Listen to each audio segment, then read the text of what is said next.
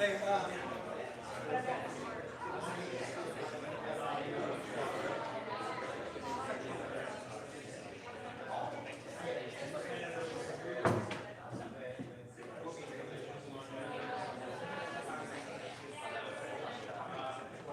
So do you want to ring the bell? Get everybody together? Here's the bell.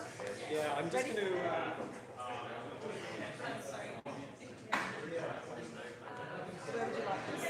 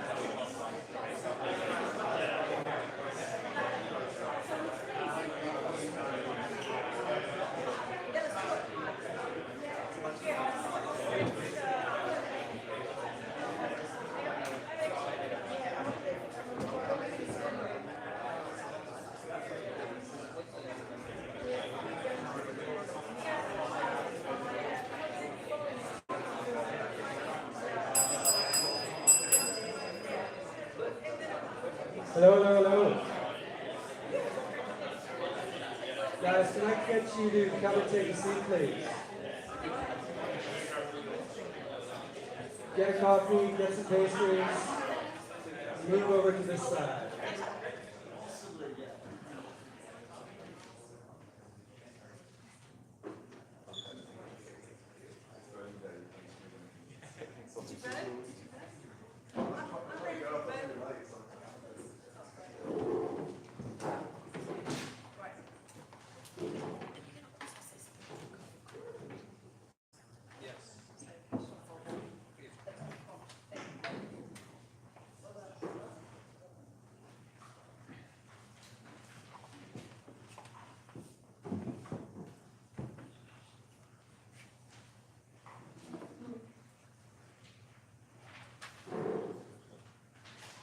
All right. Thank you guys for showing up today. Have you all voted? Yes. All right. This is the second annual Computational on Blockchain Festival. We ran it last year in this facility as well, and we had an exceptionally good time. So I'm glad you could all make it this year as well. How many people showed up last year? Yeah? About half? That's pretty good. We're going to do just a bit of housekeeping before we get started. We got a very full day here, so I won't spend too much time at the outset. But what I want to do first is point out this code of conduct, which you may or may not have seen. This sets the ground rules for participation and attendance at today's event. And it's really just here to make sure that we're all giving each other the proper respect and boundaries that we need to in order to make this a successful day. So please do have a look at it, and I'll leave that with you from now on. Now, the next thing I want to do is I want to acknowledge the Gadigal people of the Eora Nation. This is their land that we're meeting on this weekend, and so it's important that we bear that in mind. I also want to pay respects to the elders past and present, and welcome any Aboriginal and Torres Strait Islanders people that are here today. Okay, so that's kind of getting the first part out of the way. The other thing I should say, we've got toilets just over there. Everyone should know where they are, but if you don't know, you go out here and turn right, and they're just right there. We're going to break for lunch. We'll have catered lunch today. You're all very welcome to stay and take part of that as well. We've got 4 speakers in the morning, 5 speakers in the afternoon. We're also going to have a break at 11:30 to do a Kahoot. I'm not going to tell you what that is, but I will tell you that you need to have a device in order to participate. Fortunately, that's 100% kind of compliance rate, I'm sure, given today. Okay, so with that, maybe I'll turn over to Dr. Philippa Ryan, or Pip as we affectionately call her, to do some more introductions. Pip. Thank you. Thank you, Graham. Welcome, everybody. Thank you. So I just wanted to say thank you very much, and obviously numbers are going to come in, they're going to swell, they're going to wane, they're going to increase as the day goes on. We've got a lot of speakers who haven't arrived yet, and it's really amazing to see so many people here the first thing in the morning. We sort of thought we'd just be presenting to ourselves until people started turning up, so this is pretty amazing. The 2 things I just wanted to say, in addition to the Kahoots today, there'll be a Kahoot this morning and a Kahoot this afternoon. There is a prize. This is a high stakes activity. You will see the prize in due course. I'm not going to show you what it is yet. And then tomorrow in the morning, we're going to have what's called Unhacking for Humans. It's actually a Lego-based activity. If you want to do that, we need you to register, please, because we want to actually get people to form into teams. So a registration will go up on the screen sometime during the day. Tomorrow from 1 p.m, we'll have the symposium. We do need, if you want the white paper that's been prepared, the discussion paper, sorry, it's not a white paper, it's a discussion paper. We have it already in draft, it's ready to go, and that document will be something we can send to everybody who registers. I'll email it to you so that you can see what it is we're going to discuss. The theme for this year's festival is governance. We felt blockchain and computational law was at a point where governance was important. So on that note, what I'd like to say is that I'm actually on the board of a law firm, and it's been quite an experience for me because for a year I've been on the board of a not-for-profit in the past, but the concerns there were more legal. Whereas here, this is more governance, my role on the board. I'm a non-executive director. And I'm also on the board of a managed investment company that has like $1 gazillion in investments with something like 200,000 shareholders. I try not to lose any sleep about that. But the thing about being on a board is it's governance. That's governance with boots on the ground. That's what you're experiencing. How in an organisation human beings articulate their values, but also their accountability for what they do, and show transparency to the community about exactly how you treat your own people, and then also how you interact with clients. So it's really fitting that after a year of being on a board that I care about so much and I'm so passionate about, and then trying to think about how you automate governance within automated systems like blockchain networks or algorithms, and how you bake in accountability into code. I've formed some very strong views, and I will be sharing those after lunch. And if you want to, there's a book called Trust and Distrust in Digital Economies, which I would recommend to you very strongly. It's not available yet, it'll be on the shelves in June. I wrote it. So it's brilliant. Basically, it sets out everything you need to know about the computational law and trust mechanisms and governance. So that I decided to write it up as a book. It's partially based on my doctoral thesis. So it is with incredible pleasure that I introduce a partner from Lander & Rogers, the law firm on which I am on board. That's not why Landers sponsored this event, I'm sure. Nothing to do with my role on the board.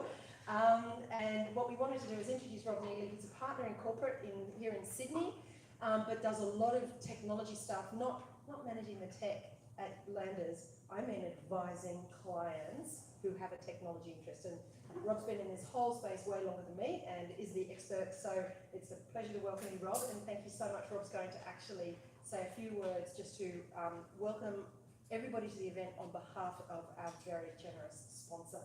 So Rob Neely, thank you very much.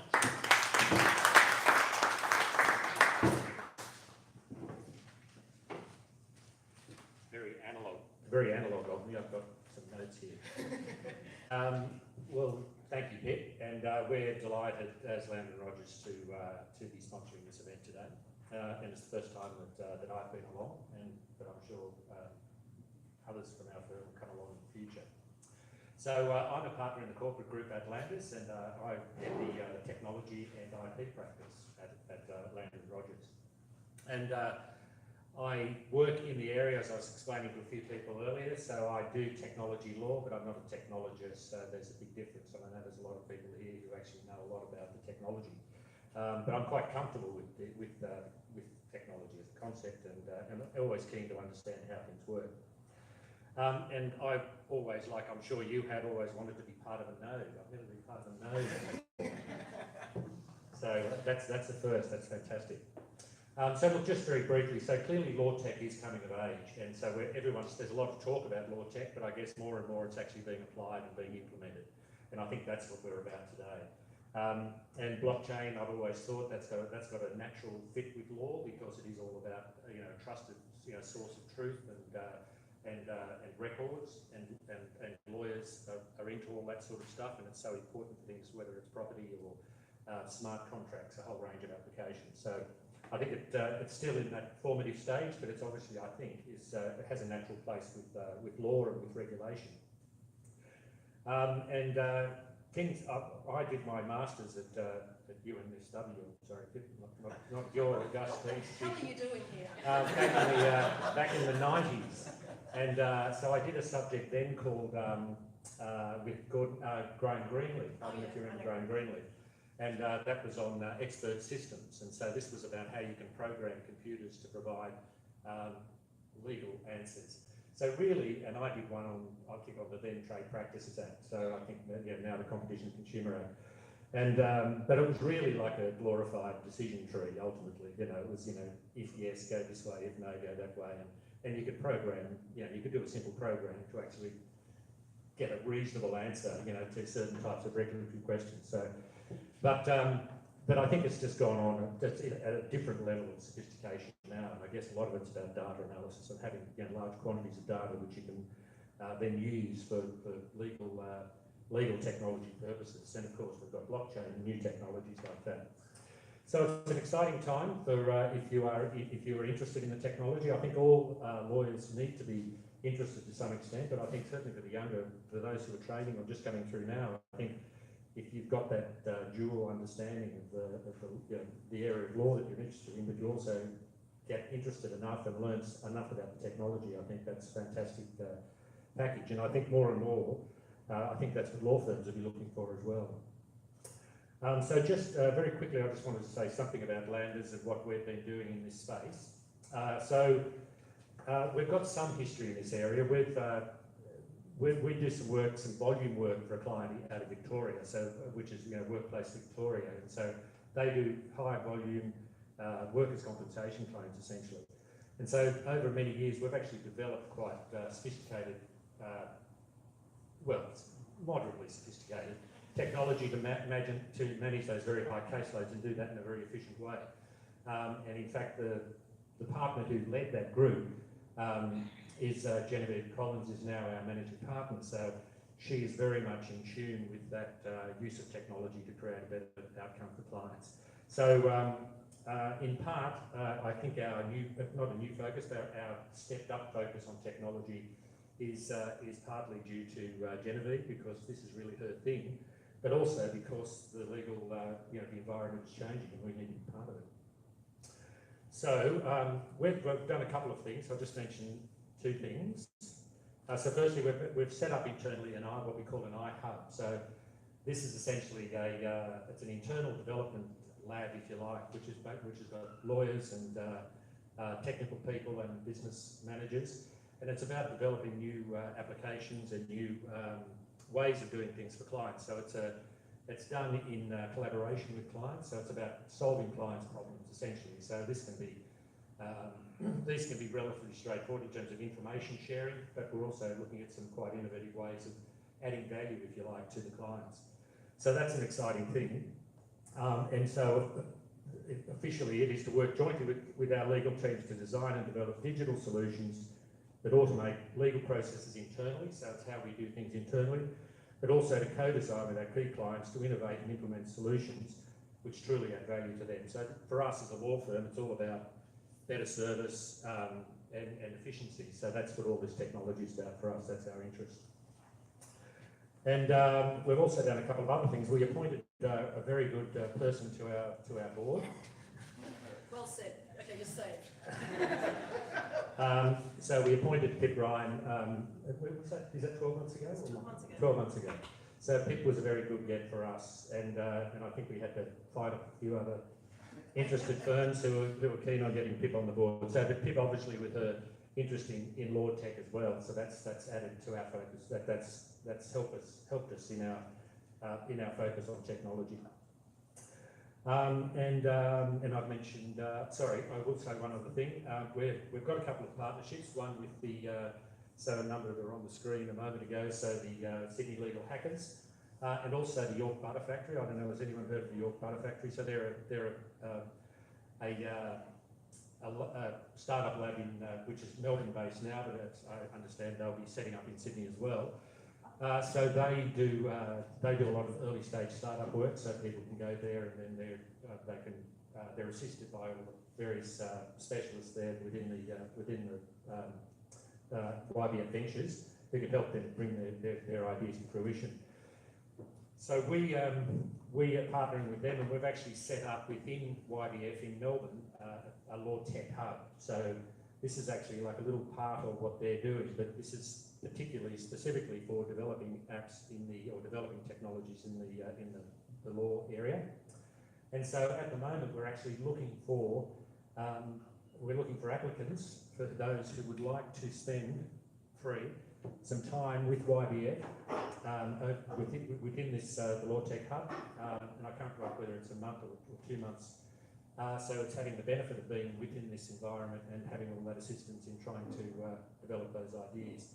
So that's an exciting thing, and we're hoping that out of that, apart from being for the common good and good ideas being put out there, but we're hoping that things will come from that we can actually use ourselves. So if you want to go onto the YBF Ventures website, you'll see there is an application form that you can actually apply, and it'll be very good. I know for some of their other incubator programs that they get applications from all around the world, so it's a very good thing to do if you're interested. So with that, I would just say it's my pleasure to welcome everyone here today, and as I said, we're very happy to be sponsoring, and thank you, Pete, for asking. And I look forward to two very stimulating days. Thank you. Fantastic.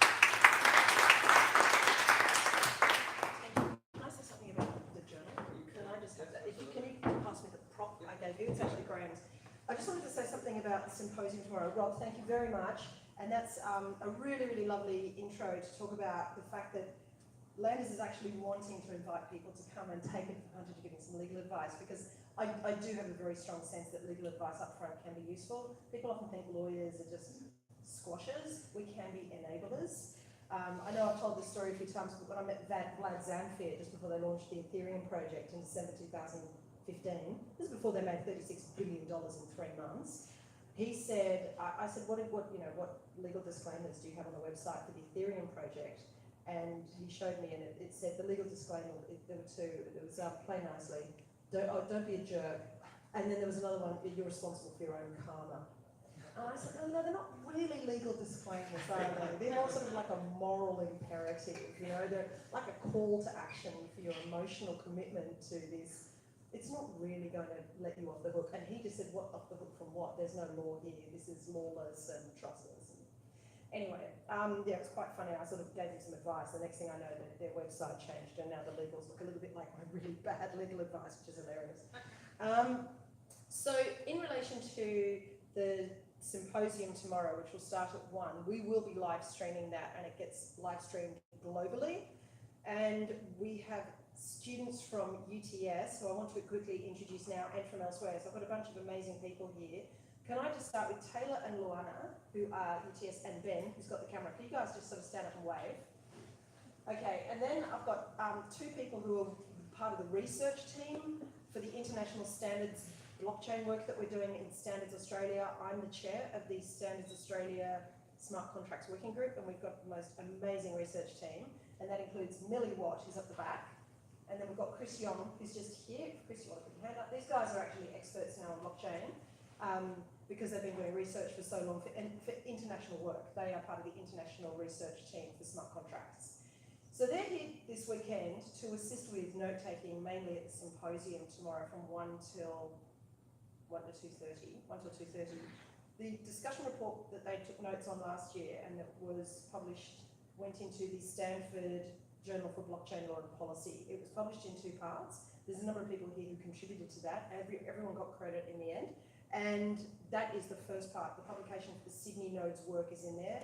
We were the only node I thought it was only in Australia and New Zealand, I believe we're just about the only node in the Southern Hemisphere who actually got published in the journal, which is amazing for us. The part 2 will be published in the next edition. Again, there's no conflict of interest. The fact that I'm on the editorial board of this journal has got nothing to do with why Sydney's paper was published. But it was regarded. About governance today. Yeah, I know, governance. But you see, I'm being really transparent about it, which is important. So I am disclosing this as best I can, but thanks for calling me out on that, Rob. So this was regarded as, they felt it was one of the greater pieces of sort of scholarship and heft that came out of any of the nodes last year, and we're the only node that got published in 2 parts, and that decision was not taken by me. So if you register for tomorrow's symposium, that would be great, because then we can send you the draft document that we're going to be typing into, and the students will all be there with well, 2 of them are grads actually, not students anymore, so I shouldn't say that. We'll have laptops and they will be typing the discussion. And then we'll just be asking people to identify if they don't want to be filmed, but we can do that. That's all part of this code of conduct and giving permissions. So I'll hand over to Graham to take on the next bit, but I think that's as much housekeeping as we need for tomorrow. Thank you. Okay. And the word that Pip just said about live streaming, that applies today as well. So you see a camera over there? You wave to it. My mom's watching right now. She's probably the only person watching. That's okay. There's going to be more people watching, and we're also going to have this posted on the Sydney Legal Hackers YouTube channel. So throughout the year, people can just come and get these resources as they're interested. Okay, so that is good. Now, we've got our first speaker of the day coming up, and it is Stevie Jassy. Let me tell you about Stevie. Stevie is a legend, but more than just a legend. He's the president of ALTA, so that is the Australia Legal Technology Association. He's also the co-founder and CEO of Legal, which is an Australian company building blockchain infrastructure for the future of legal services, with a mission to deliver access to justice to the 6 billion people living outside the system. So, with no further ado, please come up, Stevie, and please welcome Stevie, everyone.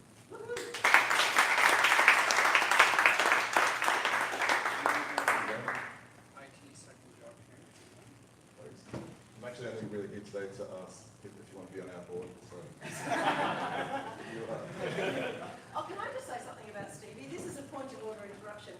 Normally, if I post something really, really cool to LinkedIn, I get about 2,500 shares and likes. If I post something amazing, I can sometimes top out 10,000. If I tag Stevie, I get 1.2 million. Well, my quick funding it, yes. Let me just make sure that this does work. Yeah, beautiful. All right, cool. Yeah, it's great to be back. Last year, I think it was a late entry, just turned up to check out the scene, and I think this year I bought a bag with my yoga clothes, because it was like Bikram yoga, it was so hot. I think we had a heat wave.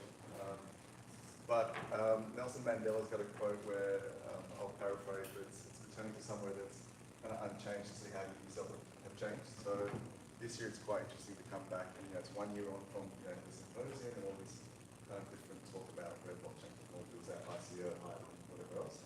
So it's quite interesting to kind of come back now, just kind of take stock of how the world's changed, and has it changed much in terms of blockchain adoption and what's being built. So some of the stuff that I want to share with you today is a little bit about kind of what we've been building. So a lot of it's been, I don't know if it's stealth, but we've just been building stuff. So the public doesn't know too much about who's involved, what's happening. We've got some big announcements, and today's also a little bit bittersweet because it's my last opportunity to kind of be up here and sharing an event in Sydney as I'm relocating to Hell's Kitchen in New York in about a week. And so that's kind of the next chapter for our company. We also have a presence here. I'm working on a bunch of projects here, but Lachlan's going to be worried for my 10 days. I think you told me about this. And so today, again, there's a few, it's line on the screen here, but you can see there's a few contact details if you want to kind of tweet at me or get in touch afterwards. Again, I'll be around, so feel free to reach out. But a big part of kind of, again, what we're sharing today for the first time is the blockchain infrastructure for the future of legal services and kind of what that looks like and actually what that means. And then I'll kind of do a bit of, I guess, an anthropology, some lessons. I'm not qualified, but basically my take on why blockchain is kind of important. So I think a lot of people skip through a couple of the steps and kind of miss the why. And I get approached a lot about, hey, is this a good idea for blockchain? But it's kind of it's the opposite. It's kind of the what or the how. So this is our North Star. So this is one of the numbers Crane mentioned in the introduction. Basically, 6 billion people. So there's different figures. United Nations 4 billion, but basically there's a lot of people in the countries like the US. 80% of people actually, when they have a legal issue, can't access the legal system. So it's a huge problem. If you've been in the blockchain space for any time, you'll hear about the 2 billion that are unbanked or not financially included, but then you'll also hear about the 3.5 billion that don't have access to the internet. But there's an elephant in the room, and that's this number here. So that's our North Star as a company, and basically our vision is basically a world where in about 10 years' time that every person, every citizen has access to some type of legal help or access to justice.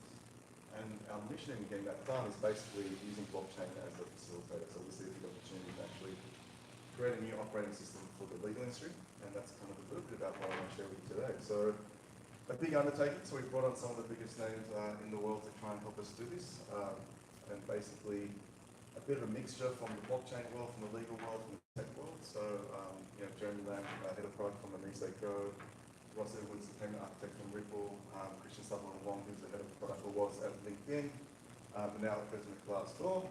Kimberly Motley there, who's the first foreign litigator in Afghanistan. She's got a really amazing TED talk. A few blockchain personalities from Australia, JP Thor from Kenya, the executive director of Stanford Codex, Dr. Ronald Vogel, Harvard, the biggest marketplace in the US. We've got Dan Lee there, David Jacobs, who's the former global chair of Bakers. And a few other faces. The one down the bottom right is sitting over there, Ben Patterson, and some other familiar faces from the Australian legal tech industry, and Andrew Ruda from Ross. So again, we've got some AI players, some different people, but it's a really big undertaking, and as I go further, you'll see kind of the scope of what we're trying to do, and so we needed a bit of help putting people in the room. And so our current, a lot of people, I think what's blockchain got to do with legal, because again, a lot of what you see on the surface is not blockchain related. We launched this product as a way to get into the market. It's a communication tool, secure way to kind of meet your lawyer as a client, get through all the friction. So this is now in about just over 1,500 law firms across the world in about 100 countries now. And again, it was just our wedge into the market because we knew that legal technology wasn't that sexy when we entered the market, and we wanted a way to kind of grow quite quickly. And so again, going back to the why, I think if you look at where we are in the Gartner hype cycle, it's really important to kind of pull that out and kind of put your head down and stay focused on the broader goal and why we're kind of doing what we're doing. According to Gartner, you would have heard Facebook's trying to coin and whatever else, Fidelity, 7.3 trillion, I think, under management has come to the table. Starbucks and Microsoft are doing their deal. So there's a lot happening, but so, it'll be a rapid, I think technology only increases in speed, but if you look at where we're at, we're kind of coming out of the peak of, inflated expectations into the trough of disillusionment. So for someone like myself, look how happy I am talking about blockchain, it's probably the opposite. And so kind of why is this all important for lawyers, I think for the legal industry more specifically, because if you kind of get to the core of it, the degree that we trust each other and kind of how we manage those trusted relationships is often intermediated by lawyers. I think what we're thinking both of you on the head is really about trust, not just in the documents, but more generally how we trust each other. And if you kind of look at the core of it, trust is basically the fundamental thing that kind of glues society together, right? And so we're in a kind of a unique little phase here because we're moving out of kind of Web 1 and 2 where we just kind of took what was offline and put it online. And we've got this new era of computation, so the name of the event today, so computational law and blockchain, where blockchain becomes an underpinning kind of protocol to all this and lets all this kind of be like on steroids. So we're kind of living in a very exciting time. We've got the confluence of these four kind of streams. Feel free to take a photo of this. It's kind of something that I made to kind of share what's happening here because I didn't find anything that really kind of put all these four together. And basically, what I want to talk to you today is about, again, why that kind of little blue line there kind of matters. I'll go back to you guys. Can you you guys see that? Is that colour really light? Okay. I'm on a bit of angle here. And you can hear me okay as well? Okay. And so again, just a few little topics today. Again, I've kind of been in the war, so I've just got my voice back today. So I've put something together for you for today. I've got no idea how long it's going to go for, so I'm going to try and fit all this in. And I will set a timer on my watch from now. There we go. And so basically, we'll start with the evolution of trust technology, right? Why this all kind of matters. A brief history of ledgers, which I think kind of puts into context why blockchain kind of is a thing. And then kind of what it's going to do for the legal industry, and then from there, what we're kind of doing. And so if you go back to the start of it all, and look at how we kind of develop trust, I think just kind of pull that definition. Now, this is the Oxford Dictionary kind of definition, but I got my own version. So firm belief in the reliability, truth, and ability of someone or something. So that kind of, I get it, but it doesn't really put it into context for me why it's important. So I've just kind of paraphrased that as something that helps us cope with uncertainty. So anytime you see something that's obviously a framework for trust, it's usually trying to create another certain type of outcome. And again, kinship's one of those first ones. So going back to the start of, I guess, humankind and how we kind of interact with each other. So everything from mateship to constructs of social tribes and whatever else kind of really started here. And so this is Natalie Smolensky's kind of definition, which I love the way she approaches technology. So she's an anthropologist, so I share a lot of her information. Basically, kinship is a foundational trust technology that lays the groundwork for social cohesion, a process by which people teach their children how to be adults and give them a sense of the nature and boundaries of the community. So again, like trust, like most things, like even money, when we talk about Bitcoin and all the rest, it's all cool until it breaks and doesn't work, and then we kind of start thinking about it and realizing where it's really important. And so if you take that as a building block, and then you kind of look at all the other ways that we've developed trust over the years, they're all different types of technologies in a sense. So you've got family, again, the rules around things like marriage and these social constructs. Gift giving is a type of technology that you trust. Hierarchy, so whether it's a kingdom or in an organization. Currency, again, we'll kind of touch on that. Even religion and writing. So writing's often being controlled by a single source, like a centralized entity. So the reason blockchain technology is so powerful is for the first time it kind of takes that ledger and gives it to everyone, and that's a really big shift. And so if you go back again, we've got the first protocol, which is really language. So it gave us a rule set, a framework for us to be able to communicate with each other and trust each other. So the first husband and wife quarrel right there. But that really, even today, if someone's speaking a different language, you can't understand, and it really creates uncertainty. And so here's the big shift that's really happening. Again, go back to the tribes and where we started. It was really localized. So if I'd sold a woolly mammoth tusk or something, and for a fur jacket, the trust was kind of baked into our relationship. It was one to one. We didn't really need a third party, and things didn't go well. We kind of sort that out. But as things got complicated and society scaled, we kind of started relying on third parties, and that's where institutional trust came. Around the 18th century, we really kind of saw a big shift in how things were done. But again, that's from governments to, again, even religious organizations to, governments of particular countries trying to create frameworks again for people to trust each other. And now we're entering a new kind of era. So the third one is distributed trust. So this is really changing a lot of dynamics. It's kind of taking us back to the first square where we're almost trusting each other on a localized base. So even with Bitcoin, right, you can trust the party in a big fashion. So again, that's a really big shift. And so to Pip's point before about governance and the changing nature of our relationships and governance in companies, again, governance in society. Gladys' point, there's no governance anymore. But basically, if you look at any company, it's just a nexus of contracts. And Naval here from Angel List, who is a big proponent of blockchain technology, quantists now. But essentially, you look at a company, it's just a series of contracts between you and the customer, between you and the employee, between you and the government.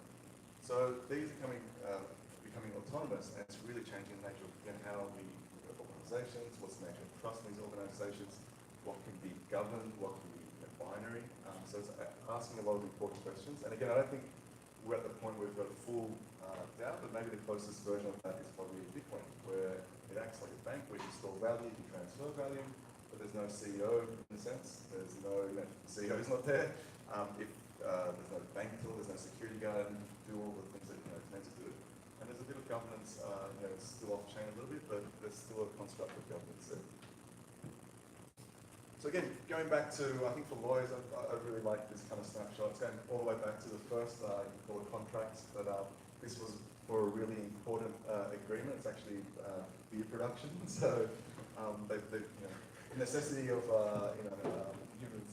And so basically, this is Mesopotamia, so over 5,000 years ago. It's probably got more technology in it than a current paper contract. So you've got a time and date system there, you've got a signature, you've got rows and columns. So the ancients basically created Excel before they got to Word, because this is predating written language. So this is product uniform. So it's basically before you had uniform, with the nails in terms of the first language. But Actually, it looks like Lotus 1, 2, 3. it's probably, I think, slightly more sophisticated, updated the software. Basically, this was, again, the first time we really scaled society. So we went from localized trust, and to memorialize a relationship, we actually baked that trust into clay. So this was signed by a third party. So this is kind of, again, keeping tabs of who owes who what. And it created, again, that framework for people to trust each other. And this kind of led to the scaling of Sumer, and you had 50,000 people in a city for the first time. And this, again, led to all the commercial kind of progress that you had. So again, this is, the birth of the ledger. And it's kind of like why, when the ledger changes, kind of everything changes. So I'll just quickly race through like how these ledgers have kind of changed, and you kind of see where we're going. So double entry bookkeeping was one of the big shifts. So Jewish merchants from the Middle East basically brought across a new way to keep entries in a ledger. And so they added a column, and for the first time, you kind of had assets and liabilities, which kind of gave you the output of capital, and some say led to the rise of capitalism. So basically, this was the first time people started really thinking commercially about business, and profit and loss and all that. And it really, again, changed the nature of commerce. And so even now, we've kind of moved to triple entry bookkeeping, but that's a whole other story. But this was a real big shift. And so again, ledger changed and everything else changed with it. And often people call Bitcoin magical internet money, and some would argue that this type of money is a lot more magical. Things like quantitative easing, fractional reserve lending, and what have you. So a long time ago, this was backed by gold, so an asset backed kind of fiat currency that you had, and then that kind of went out in the 1930s in the UK, 1971, I think, in the US, with a view to take it back, but it came back, and now there's no real scarcity about what is being issued as fiat currency. And again, all's well and good, and people know Venezuela, life's good until your money starts breaking and it doesn't work good anymore. So I think it was 8,000% at some point. Yeah. So yeah, well there you go. So basically, this has been in control of one party, right? Really the printer control of it. You have money in your bank account, it's losing value every day because someone else is printing more money. So if you took everything else away about Bitcoin, I'll get to that in a second, just the fact that it's scarce is the one unique tool that really gives it its most useful property. And this is actually quite fascinating because this is probably the first decentralized ledger. So we had all the different other ledgers, but this is from the island of Yap in Micronesia. And they were really excited about this limestone they found. It was on an island of Palau, thousands of miles away, which they went across to on their little bamboo boats. These things weigh, I think, 400 tons. Some of these things are huge. You can actually see, I think, this guy going for his morning coffee. He's kind of, really struggling there. And so it's called a phase stone or a rise stone. It's got different names. But basically, these things they realised were too big to go and get that morning coffee, so they couldn't actually move them. And they got them back to the island and said, okay, what can we do? So instead of actually moving the rock, they said, well, what if everyone on the island just kind of remembered who that one belongs to? And if everyone on the island remembers it, then we don't have to worry about anyone stealing it, because if I sold my house to old mate down the road, well, everyone knows that rock's his. But if something changes, everyone needs to know about it, right? So it was distributed trust. So it was really the first time you had kind of trust by consensus. So if everyone agreed on the truth, it kind of remained that way. So when Satoshi Nakamoto's white paper came along, it was kind of that really, but done with computers. So it was a peer-to-peer network of computers that really was a way of coming to a bit of trust at the end of it and kind of agreeing on what was the truth. And so again, if the one key output of this technology, the one problem that he was trying to solve, or it, then basically was that how do you create visual scarcity? So for the first time, when the internet was created, it wasn't really good at recognizing objects or recognizing people, but you could actually create a ledger. And again, when this ledger changed, everything else changed around it. That was maintained by a lot of different parties, so that no one could actually play around with that ledger. And so that gave us digital scarcity for the first time. So again, when the internet was created, we had all different kinds of protocols from voice over IP and whatever else, but never really a protocol for value. So this gave a new way to actually send something digital scarcity, be a collector's item. I was in New York when they had the Ethereal Summit and they sold the crypto keys for I think $140,000 US. And that was, I guess, exciting because when I was growing up, we were collecting baseball cards and whatever else. They still had value, but again, we're living in a digital, the internet's a supply chain now, so we're living in a digital world. And this is why this is so important. And so it wasn't just a one-off breakthrough. It was 40 years or so, or more, if you kind of go back to the start of computer science. But really, again, it was a lot of other people's work that really brought that breakthrough. And so if you kind of see where we're got to in 2009, all of that technology was really required to actually. That's the scope of this kind of achievement. And it's kind of, I guess, the earthquake happened in 2009, but we're feeling the ripples and the tsunami of that now. So it wasn't an overnight thing. And just, I'll skip, I won't spend so much time on this, but again, I think some people really struggle with trying to come up with a real definitive kind of summary of what blockchain technology is. And there's a couple I've kind of picked out here, but the simplest form, there we go at the top, a blockchain is a database of everything that's ever happened that everyone has a copy of, but no one controls. So the one that again I'll repeat Natalie's quote there as well, but the shared memory system for society was the most concise kind of short description that I heard. Basically, in the past, going back to writing and history and ledgers and finance and accounting, it's all been controlled by a single party. So this is the first time society as a whole can have shared memory. And so for different industries, we now have different shared memories. So blockchain in terms of Bitcoin technology is good for UTXO and transactions. And there's smart contract layers and doing complete computing on Ethereum, which is great for creating computation. So they all have kind of different use cases, but essentially they're just a shared memory system where everyone's coming up to. Okay, so what does that kind of mean for the legal industry? Because again, if you kind of look at one industry that should be paying attention, if your core commodity is contracts, going back to this guy, for the first time in over 5,000 years, you've really got a shift there. We're going towards intelligent contracts that are live, and you're pulling data into the outside world. But again, you're going to be transferring digital assets that can be worth a lot of money. You kind of need all this to kind of be happening. And so the number I think I got it from the CEO Tim Pullen of Fraud. It was about, I think he got to 4 billion contracts at the moment that a year are created, which is huge. I think 250 million of those are created in the legal industry. So again, there's a lot of reasons to be paying attention. And so, again, with that newfound digital scarcity, what can we kind of start doing with that? So there's 2 areas that I'll kind of dig into a little bit further with identity in terms of what we're doing, but you can now create, again, one of you online, because right now my identity lives in a database in Facebook and a database in LinkedIn, and that's really hard for me to control, it's in someone else's control. But thanks to public and private key cryptography and basically encryption and these networks where we can send value around now, I can create one of me online and own that, and then actually move it across the internet in a portable fashion, and have other parties, third parties, attest to me being who I am. So, signatures, I'm going to expand on it a little bit as well, but it all ties in together. If you can create something digitally scarce, how about a document that we've all signed as multiple parties, and have that referenced on a blockchain? Well, now you've got one of that document existing, and not multiple flying around, in different databases. It also helps if you sign that with a signature saying that you're that one person. And so trust accounting is the obvious one, right? So escrow, one of the key things that smart contracts first enabled was being able to send value across the internet and being able to hold it in escrow without a third party. So that's one thing over time. You're going to see more and more platforms first, and then it will kind of precipitate the industry. Contracts, obviously we just touched on that, but the nature of those contracts, if you've got 4 billion contracts right now getting created every year, imagine how many more going to be created when we have an easy way to create a lease. LegalZoom's got an agreement with Clause, I think, and Open Law with Rocket Lawyer. You can create a lease with a smart contract with maybe your next door neighbour. So a lot of these consumer kind of behaviours will probably start happening on the client side before the lawyers actually kind of unshackle themselves from regulatory restraints and actually start using this technology. How about court? So small claims litigation. Very expensive. Sometimes the claims aren't that can have a high nominal amount. It's very hard to kind of do without going into dispute resolution or mediation process.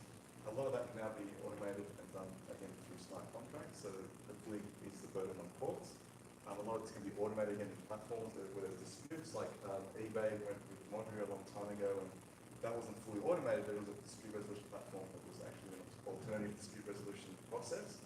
So there's a big opportunity for blockchain to actually solve a lot of those problems. Evidence. There's a bunch of companies doing stuff now with evidence and basically taking, court documents they want to submit and basically hashing those onto a blockchain. So there's basically a timeline and a timestamp of that evidence that's been submitted, so they can actually give those to court, knowing when they were created, when the teams discovered those bits of evidence. So that's becoming a really common practice now, and again, it's growing. I think it's China recognizes blockchain evidence now as hello. Sorry. Really worried. I thought it was a mouse. And so again, records. So we spoke about. I think maybe people's touching on Rob was touching on property before. So basically, the property process right now, even there's Pexo and all these digital platforms, but it kind of goes from paper to digital to paper to digital. And it's more so, I guess, the states and the governments getting their act together and actually putting these things into a digital format. And then once that happens, again, because we have this digital scarcity, go ahead. Well, sorry, Yeah. to answer that, people are interested in properties. As of the 1st of July this year, if you give it, if you can have all bank contracts. Yeah, I think that's a bit of a monopoly created by Macquarie Bank and the Commonwealth Bank and the state governments. But nonetheless, clearly that's where it's going. So it's... I think it's in the UK. I've seen like we've got those barrels.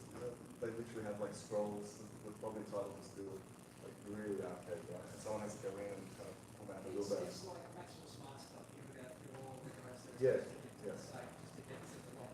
And again, the reason this stuff wasn't possible before was because you could kind of easily replicate that. So if you look at one of the big reasons where there's a lot of poverty in a lot of countries, like Egypt's a huge one, because people actually, it's almost like their ability to borrow against property or ownership is actually washed away in flood because there's no real property titles or documentation by the government, just that you're like a state. And that really creates a lot of capital for people. And a lot of these countries, a lot of countries, don't have the ability to even say where they live or own that property. So you can see there's kind of, I guess, Web 2 ways people are doing that already, then putting verifiable blockchain stamps on those, like QR codes to say this is a paper document that is verified on blockchain. So it's kind of like we've got this infrastructure inversion, and basically, again, a lot of the things, and going back to what I was saying at the start about coming here a year later, what has changed? We've got a really big infrastructure, come back on. Oh, yeah, cool. We've got a really big infrastructure inversion happening here. It's kind of like, and Andreas Antonopoulos talks really well about this stuff, but when cars came out, people laughed because you had kind of these muddy roads with horse shit and basically front-wheel drive and cars getting bogged and everyone's going, these things will never take off. Someone with a horse and carriage had to go in front of the car, and that's the speed you were limited to.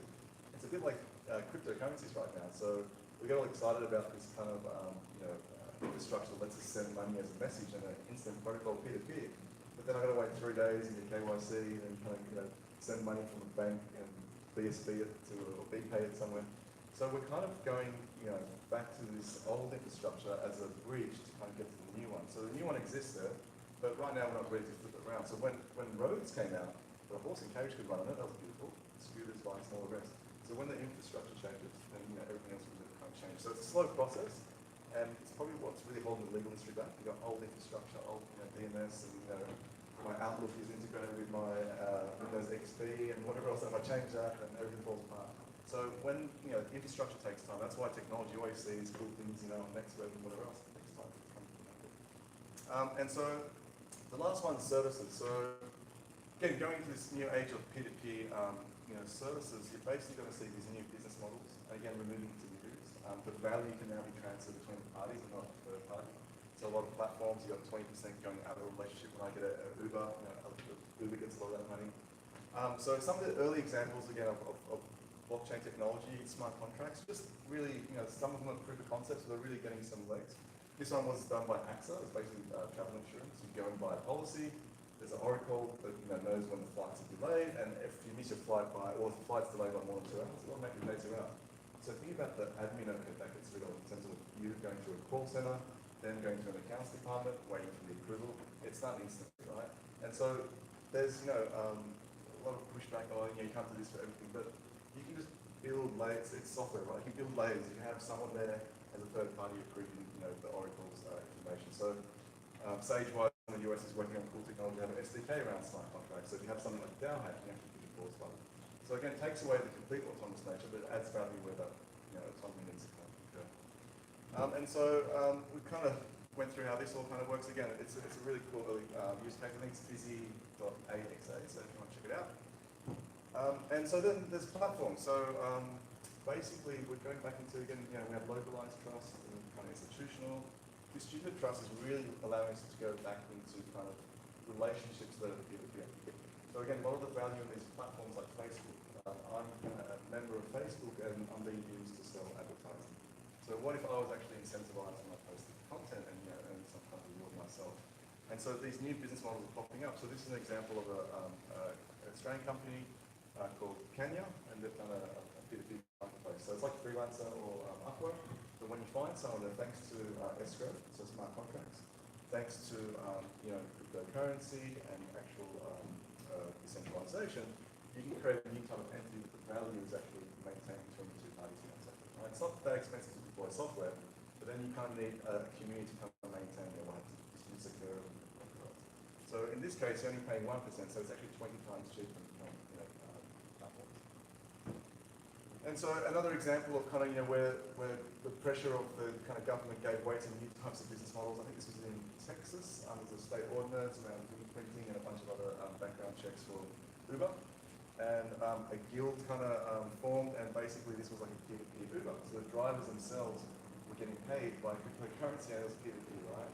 And again, so you think about what value does the platform provide? Well, there's the brand, there's the servicing of the cars, the inspections, the quality control, all that.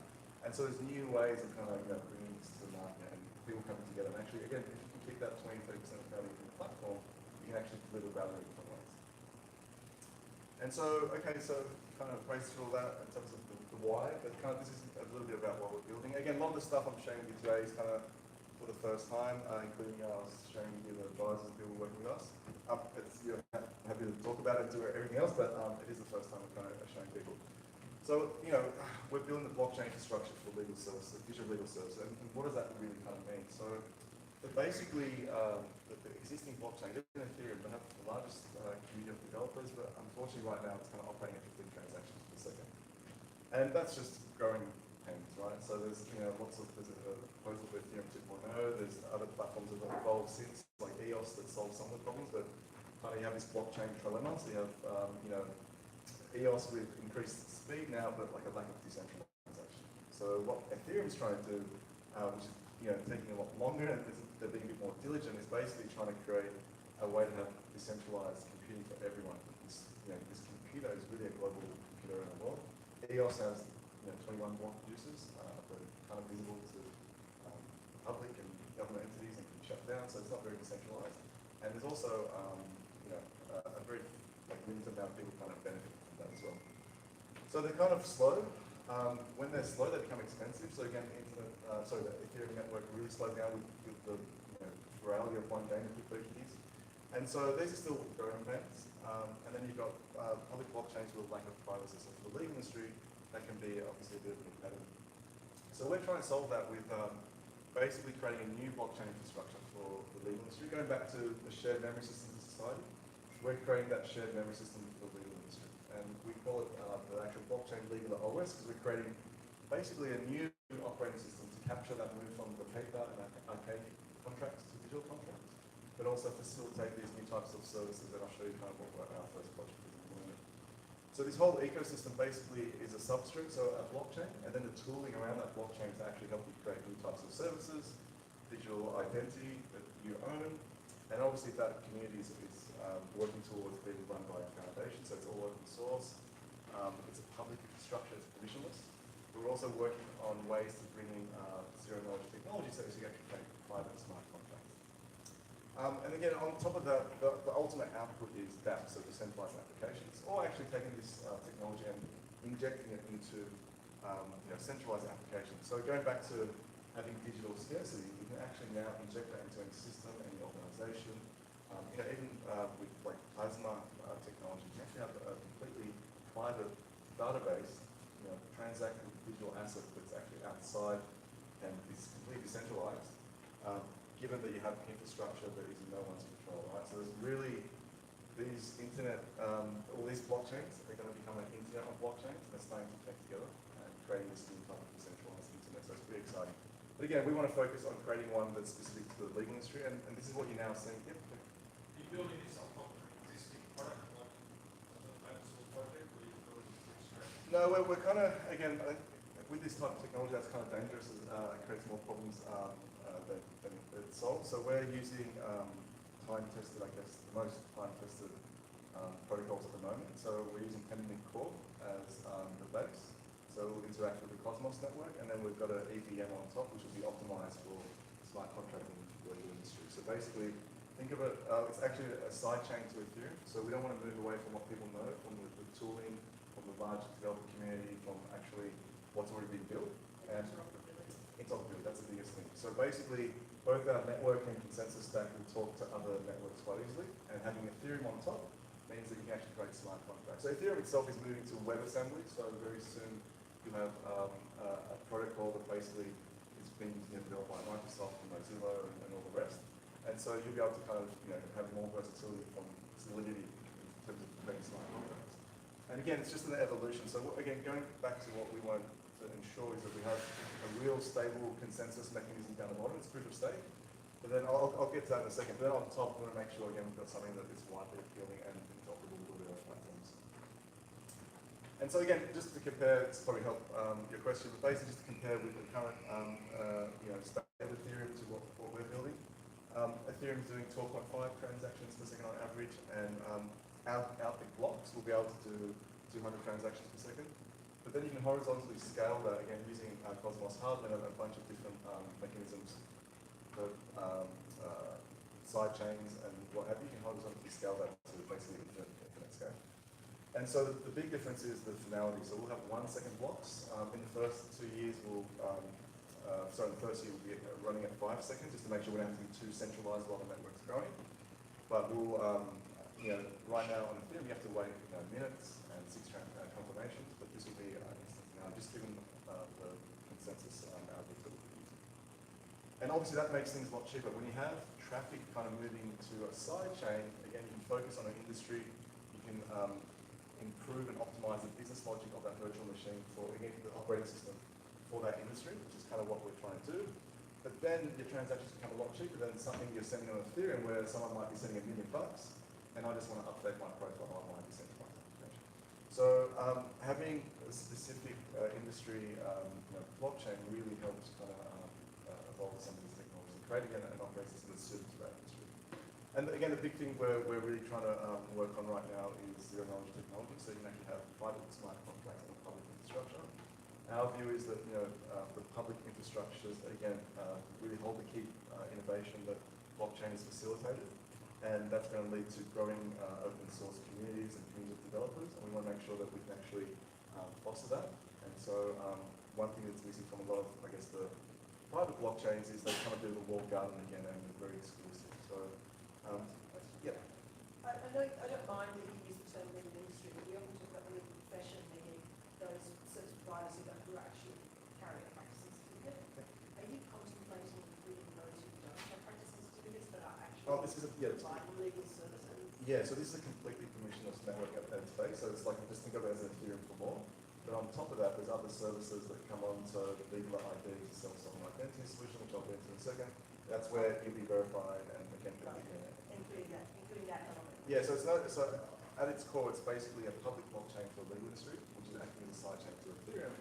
Because think of it this way, if you can have really important stuff settled on Ethereum, Ethereum becomes the backbone of this new decentralized internet. But the side chains can do all the computation, all the really intensive computation and transactions that don't need to be kind of getting both logged on the main chain, also racking up expenses and transaction costs. And then what depend on data that also sits elsewhere, so it's important. Exactly. So you can have things like IPFS and side chains that for just specific applications and whatever else. Yeah. Again, you have and so to kind of get this off the ground, again, this time last year we were contemplating how to go to market with this and thinking about whether an ICO is the most appropriate thing. For us, we're basically again a public blockchain, so it's no different to getting Ethereum off the ground, but they're a proof of work blockchain, we're a proof of stake. So there's a few big differences there, and I think most people in the room kind of know the difference there, so I won't go into that. But we're going to get really creative about how do we take something to the market without the perverse incentives these ICOs created as well, because we've got companies basically having tokens pre-mined, and I'll get to that, what that means in a second, but essentially doing a crowdfunding. So we've written a white paper which you can come on to now. It wasn't share that with you. It's not publicly published. Or it is on GitHub just now, but we haven't actually made it too public. And so what it kind of solves is basically a way to create a permissionless proof of stake network, which no one's actually been able to create, because most of them, again, they're pre-mined, they create the tokens, they create the network, and they invite other parties to it. So we have to get creative both about how as a company we distribute our tokens and how we kind of raise funds. So there's no pre-mine, there's no ICO. And so our blockchain will start with 0 tokens. So it's basically an emissions model. So if you look at Bitcoin, day one, there was 0 tokens, and people have to mine those. We're not mining in a sense, but we do have validators. So how do you create that initial transparency and initial egalitarian way for anyone that wants to plug their computer in to become a node? And then you want to be a node, Rob, you get your chance. So how do you, I'll give you instructions. You be a real node. And so basically, we're creating a proof of determination is an election ceremony. So it'll be a smart contract basically on Ethereum that will link with a bridging contract to our blockchain. And so to kick things off, it's basically a bootstrap phase. So if you want to be a validator, you come in and you do a bit of proof of work like you would on Bitcoin, but for only a short period of time, basically to earn your first tokens to stake. And the process for that is basically to find the lowest hash. Again, I can share that with you if you want to get into the details now. But essentially just means anyone can come along, plug in their computer, run some proof of work for a little while, and actually earn the right to become one of the first 7 validators. And after that, every 7 days a new validator is added, and then you go on to we have our first 100 validators. So it's basically again a proof of stake network. And these things will evolve over time, they're going to block times and everything will evolve. But to create transparency about where the funds go, every 5th block basically gets put towards the foundation. So basically, it's very transparent where the funds go, it's delivered over time, and it puts the product front and center as the core infrastructure, not so much the sales process. A lot of these companies are becoming ICOs before they were good companies, before they had something to sell. And I'll go through some of the use cases, and we'll have some real utility from day one. The other thing is that, okay, so where do I go get my first legal tokens to become a staker? Well, we'll have a liquidity pool that's basically part of the actual blockchain protocol. So someone can leave and actually get their first legal token and become a staker. And so what this also means is that we don't have a billion tokens day one floating around, so there's perverse incentives for the investors to go dump those tokens. There's perverse incentives for the company to come to the value, shut the doors and run away and sell off all the tokens. This means the foundation that is open source and completely transparent with what the funds are doing will actually be able to kind of show that to the public and again earn the right to create value and move forward that way. So again, there's no centralization. This is the last point, so that there's not one party kind of playing the market and all that stuff. So again, I hope that we've really created a unique way to kind of take this to the market. And like I said, we haven't really made too much noise about this stuff, so we'll be kind of sharing this as a novel way to actually launch a mission. So go ahead. Describing a process, gaining proof of work, and describing a process of stake. It switches over, so it starts as proof of work. So there's a process by which participants in the blockchain have confidence in what that source is true. How can you be confident that that's going to really bring enabling the system to cover it? Oh, okay, so they're 2 different things. So what I took you through is just the launch of our network, but actually a smart contract, I think you're referring to the difference between a smart contract and a smart legal contract. The agreement made the smart contract not built on That's the same for any contract anywhere, so it's not a particular problem that we're trying to solve. So if something is legally, I guess, binding, that's depending on the jurisdiction that you want to argue that in. So if you're saying in Australian court, there's nothing that legal is doing, but we're again no different to Ethereum. So there's no difference because where we've got legal in our name in terms of how that relationship works. But I think you're referring to smart legal contracts when you don't have natural language and actual, the elements of a real contract, and that will become more of a legally binding contract that takes you forward. And that's the same infrastructure that you create that. If you stick around this afternoon, Hannah Glass is going to be talking about how smart legal contracts and blockchain fit into the broader kind of legal Are you environment. talking about the general legality of the smart contract? I might ask you. Yeah, cool. No worries, cool. So again, some of the things that we want to facilitate on top of this are, again, we'll call these layer 2 solutions that legal the company today will build it. So the blockchain itself will be governed by an open source, basically a foundation that you overseeing centralized development. And then legal are the centralized, so you got the yin and yang. So we're kind of being realistic about the road to decentralization. One company like our meeting tool and all the other SaaS tools on top, where we create direct value, we'll actually be charging for that. So we're decentralized company aiding the blockchain. And the first grant's already gone to some of the guys that developed Celsius Network. They've got a grant from the Ethereum Foundation to develop decentralized email, RPFS. So they're building, busy right now building the actual blockchain out, the election contracts. And so these are the layer 2 solutions on top. So I'll have some more announcements I can make publicly. It's kind of in the legals at the moment, but we're working with some largest legal companies in the world to actually build this infrastructure. And so going back to being able to do peer transactions, we're creating a tool set for anyone to take the communication tool, you can take dispute resolution, identity, all these building blocks and create a recruitment marketplace. But again, the value is kept in that ecosystem. And so taking all these different blocks, it becomes an SDK to create any type of future legal model. And so one of the real things that basically took us down the rabbit hole was basically trying to create access to justice in a new way. So let me just get back here. I'm going straight to identity. So basically, legal ID, so to your point before, like how do you know who's who and what's how? Yeah. One of the things that we really want to create, and again, this is just some headlines from, there's some crazy stuff happening out there, but basically, there's a lot of different areas or silos that a lawyer's identity is kept by. So it could be the bar association, it could be the university. You might leave Australia and go to the US and want to become a lawyer there. How do you get your transcripts and all the rest. So right now, that all sits in siloed, centralized databases. And again, going back to if I can create one of me digitally, that's legal ID. So create self-sovereign identity. And your identity in the real world is only as good as someone can attest to anyway, right? Whether it's your ID, your license when you go to a nightclub, that's really decentralized ID because you're walking around with that and some third party has to attest to. They have to trust at the nightclub that that third party has given you that.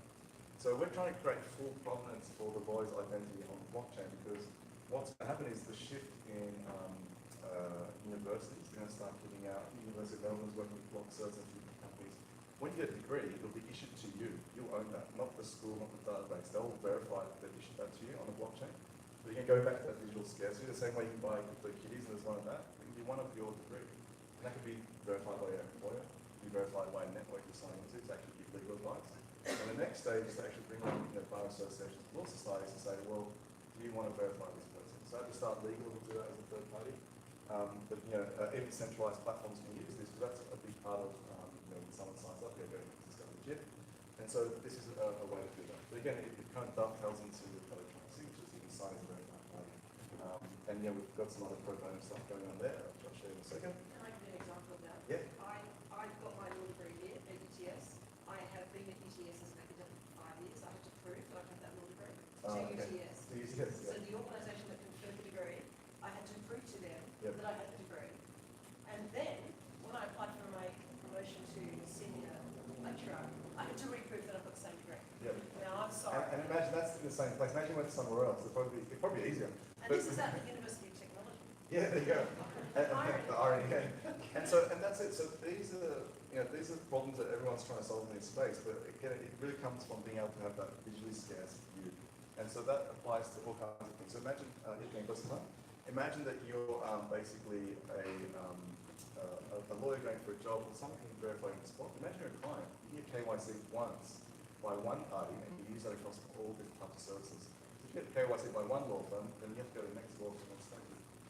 So we're running out of time here, so I'm going to try and skip through, I think a lot of this stuff we just spoke about. I just want to bring it to the last point here about the access to justice stuff, because I haven't had a good chance. So this journey kind of started with one of our users on the platform, who's now an advisor, Luke Geary at Southwest Legal, maybe the world's first social enterprise law firm, $50–60 million of profit on one side, for-profit, pays the bills, not a partnership model. All that money goes into Nextdoor to Southwest Humanitarian. When someone walks in off the street, literally, as he's described, with bag possessions and hardly ever a phone, and they're able to get free legal help. So I kind of saw that, and it's a bit like Tom's shoes, where someone gets a pair of shoes online and someone has to get a pair of shoes. And I was like, well, if you've got this access to justice problem, how could you scale that, right? So that was where we kind of really started more of the blockchain, journey. At the time, I was going back and forwards with Christoph Jensch, who created DAO, And he turned his focus after the DAO hack to charity DAOs. And it was really the best use case I saw of creating an entity. So basically non-hierarchical, you can see where all the value went, it's completely transparent, and it's really efficient. And so that's where this kind of journey started. So legal aid, again, we've got some really big partners coming on to help build this out. It's a way to incentivize lawyers to do pro bono by matching it and also creating incentives. So blockchain's the ultimate incentive machine. And one of those is just by matching with things they love to do. So if I'm an IP lawyer in Sydney and I care about creatives, well, wouldn't it be great if on my weekend I had an opportunity to actually help someone, you know, in my spare time that I can actually be rewarded for publicly.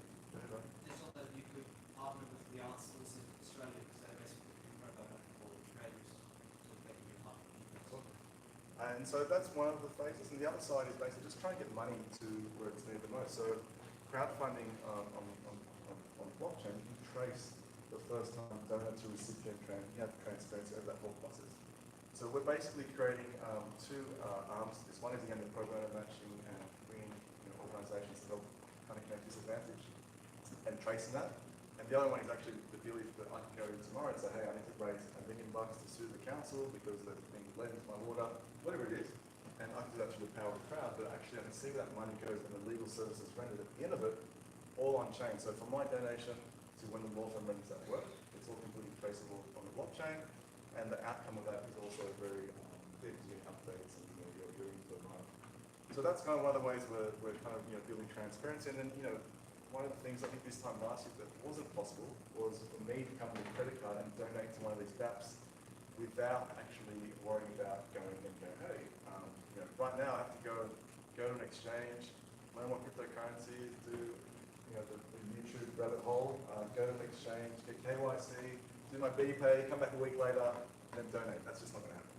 So we've worked with a company, if you want to know who this is coming up to me afterwards, to create basically Legal Pay, which is a way to get a credit card and actually have a seamless interaction with that where the funds, basically in terms of cryptocurrency, are actually going straight to the smart contract. So no third party involved, completely permissionless, and done with credit cards. So that whole process you see right now, which is the biggest friction I think in cryptocurrencies and adoption of centralized applications, we've just got down to actually putting in a credit card and then getting invoice.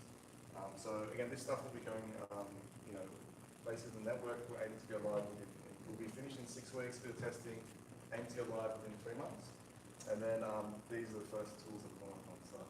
So again, we'll have a limited number of tokens in the ecosystem because 50% will always be locked up for staking, and then the rest will actually be used for real use cases. So I better wrap it up there. Thank you.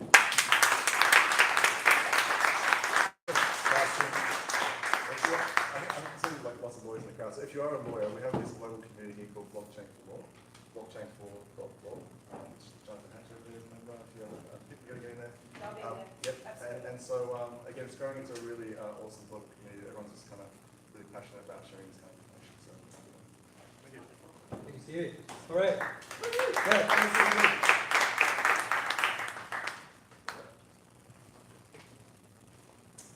Yeah, now, we are running quite a bit behind time already because we're just kind of slacking starting this off at the outset. But having said that, we're going to push on. I think there's enough quality in all of this content. We want to make sure we get the entirety of the presentations. So bear with us. It's going to be a great day. It just might go a little longer than you expected. Okay, next up we've got David Ward here. David is, let me just get this straight, the Director Advisory at Ash Street, a boutique professional services firm providing integrated multidisciplinary advice to solve complex business problems using high capability talent and an agile commercial model. David has considerable expertise of working with executive teams on the development and successful execution of sustainable business strategies, tier 1 banking, and consulting training in business transformation. He combines classical techniques with the latest research in human behavior and the neuroscience of change. David has an MBA from Melbourne Business School, an honors graduate degree in mathematics and computer science, and tertiary qualifications in change management from Georgetown University and Stanford Graduate School of Business. Could everyone please join me in welcoming David Ward?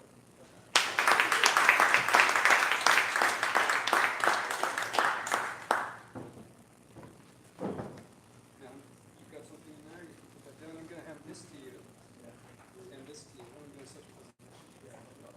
I do. I'm already.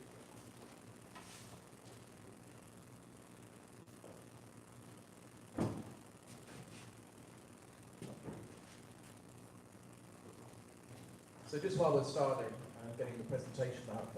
Good morning, and thank you for the opportunity today. Who's been at their current company or organisation or institution for between 2 and 3 years or less? You've done more than 3 years. Yeah, anyone less than 3 years? Okay, that's pretty good. Anyone speak Russian? Yeah. Yeah. Okay, good. Okay, so we're off to a good start. So I'm going to talk about the neuroscience of innovation. It's relevant because I reckon most of you feel like you're innovative and you do innovative things, and some of you probably do. Some of you want to be innovative and are not innovative. So I'm going to talk a little bit about what innovation is, and I'm going to talk a little bit about what's going on in the brain. So human psychology is about 4,000 years old, which is the science of observing human behaviour. And then since 1991, we've been able to see the brain in action using functional MRI scanning. So now we can actually understand what's happening in the brain from a physical, wiring, chemical and electrical process. And that interests me a lot more. And this presentation is all about that. Happy? Okay. So an innovation, well, let's do a definition. Innovation is a new thing or a new method of doing something. Or another definition is innovation is the introduction of new ideas, methods or things. And the thing that struck me when I first read the definition is all around newness. Is everyone comfortable with that? Well, to know range is to make something new. Okay, good. From Latin. Yeah, oh, very. Okay, so what I want to talk about today is not necessarily coming up with new data to put down a pathway of existing thinking. I want to talk about changing the way you think. Yeah, because that's important for innovation. So it's not about collecting data, like today we're transmitting. We're going to talk a bit today, but we're transmitting. And then you're not going to think differently if I transmit. Yeah, because you're basically using the same mental model to take the new data in, and you may, if you're lucky, do something faster. But I'm not necessarily going to rewire your brain today. Yeah, so I want to talk about rewiring the brain and pretty much how that happens. So we'll talk about the innovation radar. Some of you may have heard of this. I'll talk about the importance of failure. I'll talk about the neuroscience of innovation and what's going on in the brain. And I'll tell you, but pretty much once you learn all of that, how you can trick the brain and how global Fortune 500 companies are doing this and getting extraordinary results. So the innovation radar. So what is innovation? Anyone?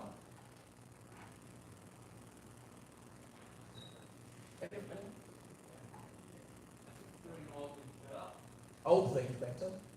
Yeah, that's a good one. I like that. Could you give an example of innovation?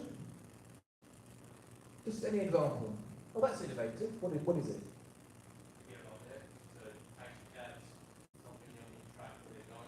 Yeah. That's pretty cool. That's like Uber, isn't it?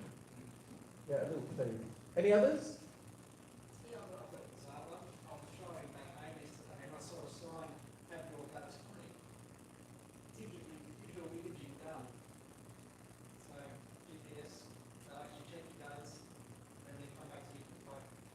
Oh, that's good. I like that. Yeah. Yeah, or the drone can go up and have a look. Yeah, very good. Yeah, I like that. Okay, so these three things are different. So one's a product, one's a service, and the other one's a product. Yeah?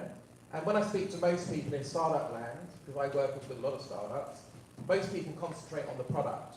And I work with a lot of VCs and capital houses, and a lot of people pitch a product. Yeah? But innovation is a lot bigger than that. So these are generally in the class of what we call offerings.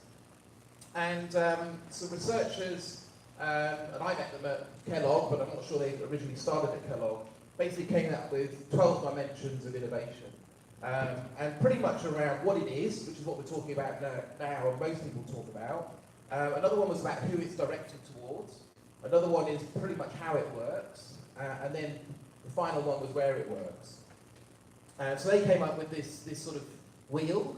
It's called the innovation wheel, radar, sorry. And pretty much you can measure on a scale of 0 to 7, different types of things. And if you overlay some innovations, we'll give some examples. So the one that's obvious is the iPhone, is a what? That's a product. I can sort of pick it up and touch it and feel it, and I feel that's innovative. The espresso is a solution. So it's not necessarily the pod or the fact that the machine can create high pressure to create a sort of crema effect on a cup of coffee. That's not the innovation. The innovation is in the end-to-end solution for the customer and controlling that end-to-end solution. And the other thing was around creating stratification in the brand. So people that know Nestle know that they basically went through an exercise of stratifying the brand in coffee, so from instant coffee to premium instant coffee, all the way up to sort of coffee, Australian-style high-quality coffee shops, and realised they had missing categories. So Nespresso was designed just to fill a category. Does anyone know when Nespresso was invented? Yeah, it was like late 70s, early 80s. And people thought it was a nonsense. And it was nonsense as it would never catch on. So it was reignited once this stratification work was done. And we had a Nissan Strata. So Mercedes do this. So Mercedes look at different classes of car, four-wheel drive, mini-city cars, and basically they realised they were in missing categories, which is why every time I look at a road, I see a different type of Mercedes. I can't keep up with Mercedes now. They've got every class of car for every type of person. It's just ridiculous. But Mercedes Youth, that's coming out as well.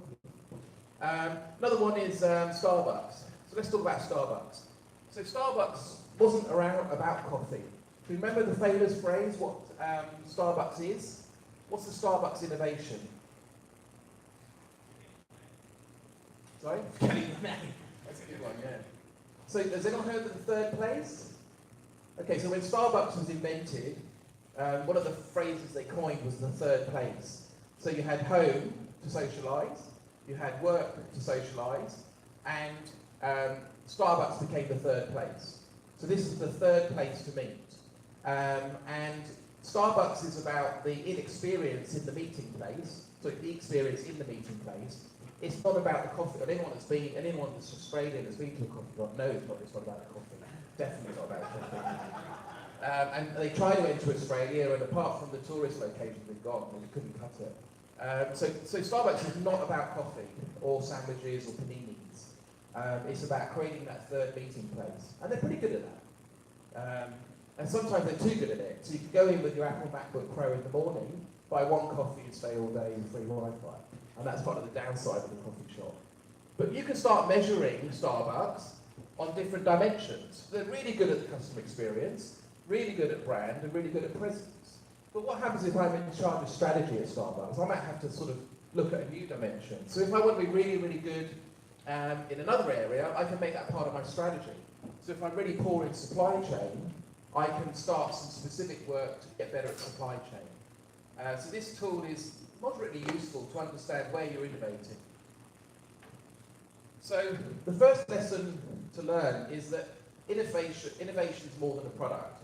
If that's comfortable for you, brilliant. If that's a new thing, then you need to think that through as well. So just like Legala just then, they talked about, I heard product, but then I heard different things. I heard the solution, I heard a little bit of value capture. So it's important to determine as a company or an academic, exactly what you're focusing on when you talk about innovation, because it's not as obvious as it seems. So fail to innovate. So how many people here fail catastrophically in their career? How many times? Yeah. So I like people already. Yeah. Anyone else? Anyone lost money, in a small business venture or some shares or? Yeah. Yeah. It's pretty painful, isn't it? But it's really, really useful. And I'll talk a little about failure now. And I'm going to put something to you that most people don't believe. You can't learn unless you fail. Okay? So the definition of learning is failure. Okay? And I'll try and demonstrate that now. So failure is a lack of success in doing or achieving something. I'm trying to find a definition for failure. They're all rubbish. If you say that someone has failed, you mean they have not succeeded in a particular activity. That's from the Collins English Dictionary, please.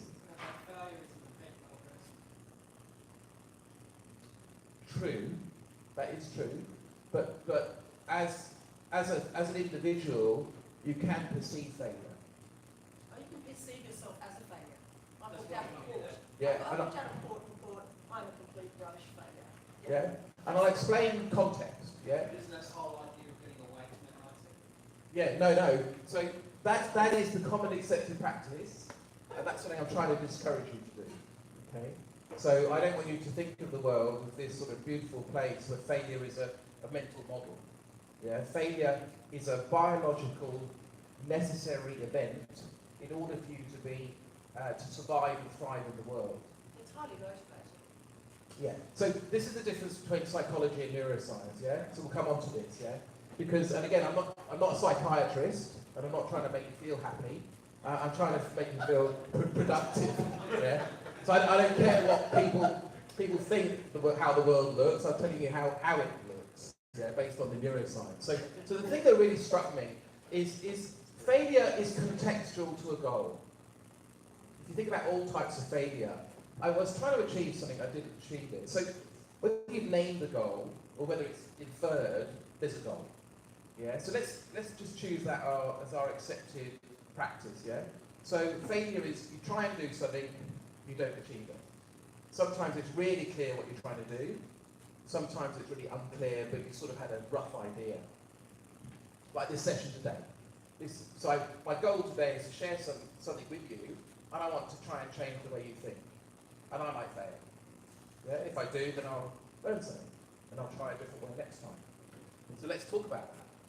So you have the goal, and you have some processing, and you may not be successful. That's pretty much the mental construct of the brain, yeah? So I'm trying to achieve something. To achieve something, I have to do something, some activity or thinking, but I may not be successful. Is that a reasonable logic flow? Yeah? So your perspective of your success, yeah? So imagine you're the only person in the world for now, yeah? Just to help me fit through this. Yeah, because I'm not talking about shared brains or another person's brain, I'm talking about your brain.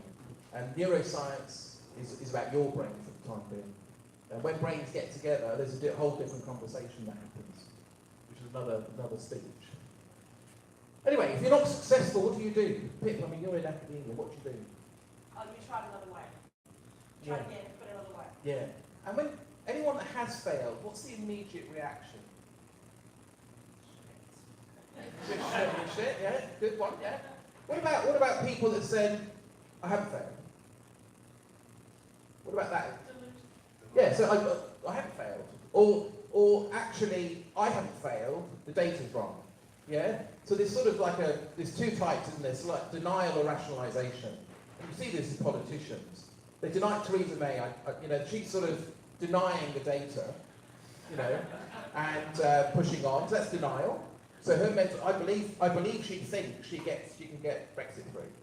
I believe that's what she thinks. I don't think she's pretending or gaming it. I think she believes that. Please. Another example of about is uni students playing markets for grades. Yeah. And the market stuffed up. Oh, they didn't read that properly. Yeah. The uni student themselves, stuffed up. Yeah. So there's a little bit of denial and a little bit of rationalization. Then there's the Trump approach, which is you change, you reframe what you thought the goal was. Right. Yeah, that's true. Yeah, you can reframe and have a new goal. You just go, well, no. What you thought was my goal was not Yeah. my goal. It was something else that I could achieve that. Yeah, and again, today we're only talking about rational brains. So brain injuries and dementia, we're not including that, okay? So anyway, you're not successful. Anyway, so we'll do it again. So if you're not successful again, in Legaler, and in your coding, and in your innovation, in your blockchain, what do you do next? A new goal. You keep trying. You just, you're winners. Everyone can see it in your face, you're winners. So you keep going. Now you're nearly successful. So there's a little hint. So, this is going to work. Legal is finally going to get some funding, and they're going to take off because all the ideas are fantastic, all the language is fantastic. They want this everywhere in the world, and you need $1 billion to do it. How close to $1 billion are you? 2 billion. Okay. Yeah, please. Yeah, I just wondering, what do you mean by not successful in blockchain? Do you mean the blockchain is not successful? Or No. you know what you mean? Nothing to do with blockchain. Okay. Forget it. Yeah. This session's about blockchain. This speech is not about blockchain. But at the end, I'm going to link it back to blockchain. Yeah? So for now, just ignore blockchain. Just think about life. Yeah? Okay? So now you're nearly successful. And now you're successful. Hey, I've actually got real evidence this is working. Isn't that true? Sometimes it's working. And the client's buying it. Yeah? So what are you going to do now? It's a virtuous cycle, breathe more. Yeah, you're going to do the same thing again. Because then it gets more successful, and more successful, and more successful. And eventually, you get super success. And then you think, this is the winning model. This is the winning model. And therefore, that's my mental model. Yeah? I'm highly incentivized to repeat it. And this is how humans evolved.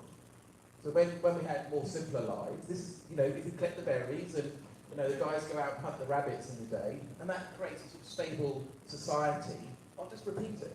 There is no point in changing or travelling, we'll just repeat it. It's not essential to life.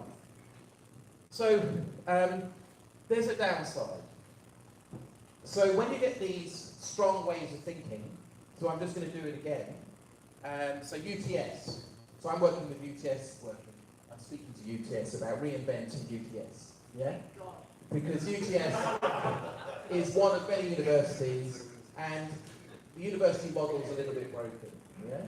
So the reason they get broken is the more success you get, the more you're incentivized to repeat the way of thinking, or the mental model. And the way the brain works is it lays down a thick neural coating on the synaptic connections, the axis. And basically these get thicker and thicker over time. And the reason it does that is to preserve fuel. So there is no point in spending energy thinking in a different way if I'm getting good outcomes. There's no point. So therefore it creates a thick neural highway. So it's a little bit like from here to get out to Pacific Highway, and then Pacific Highway to get on the M1, the freeway to go north to Newcastle and then to Brisbane. So these highways are pre-built, yeah? And when data comes in, you go down the highway. You can't get off the highway, you come down the highway. So when you try and think differently, you can't do that. Provided enough time has passed and enough success has happened.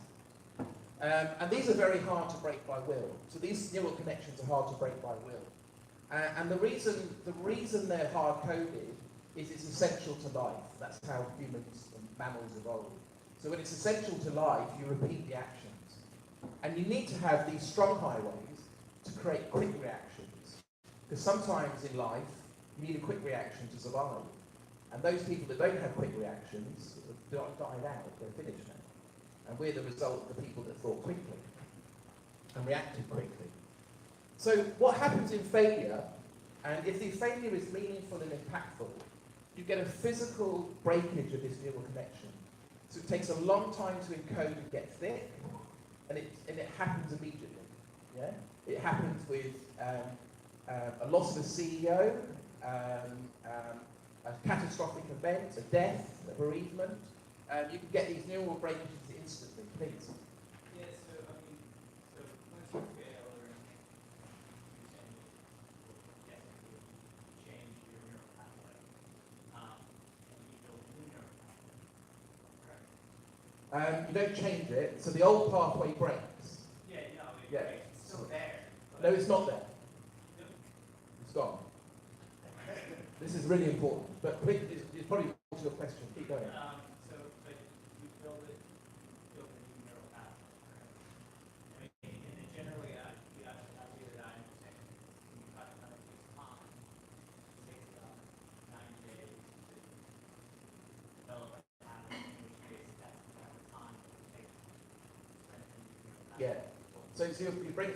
So that's the question, and the answer is here. So I'm going to come on to that. So if I don't answer it, we'll keep going. Yeah. Okay. So So is it only one failure, or is it catastrophic it failure? has to be an emotionally impactful failure, and I can construct these. So this event today could be emotionally impactful for me.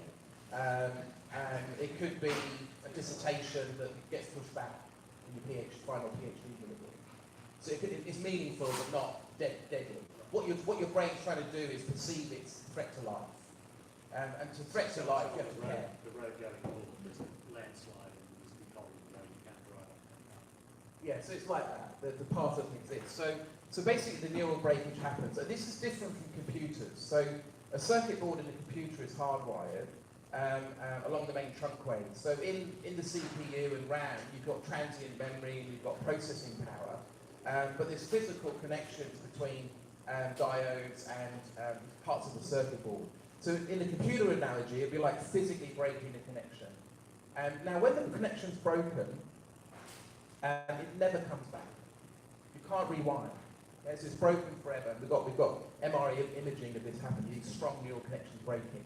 We can interview people beforehand about the way they believe things. We have an intervention and this strong neural pathway breaks, and they'll swear blind they never thought like that. They'll tell me, I never thought like that before. I never believed it in that way. Even though we've got video evidence of them telling us that this connection's finished. But what happens? When you fail, we talked about it earlier, didn't we? You want to succeed again. So this strong connection's finished, now you want to build it back up again. So what happens is you try something new, and you fail and you try something new. And on the synapse, there's small connections that start feeding and growing out, and you get these young neural connections forming over the 90 days, the 1 day, the 90 days, all reinforced by sleep cycles. And sleep is important in this process. So after 90 days, the coating starts to go on again, and it becomes a main pathway, which is, this is the way I'm now going to do it.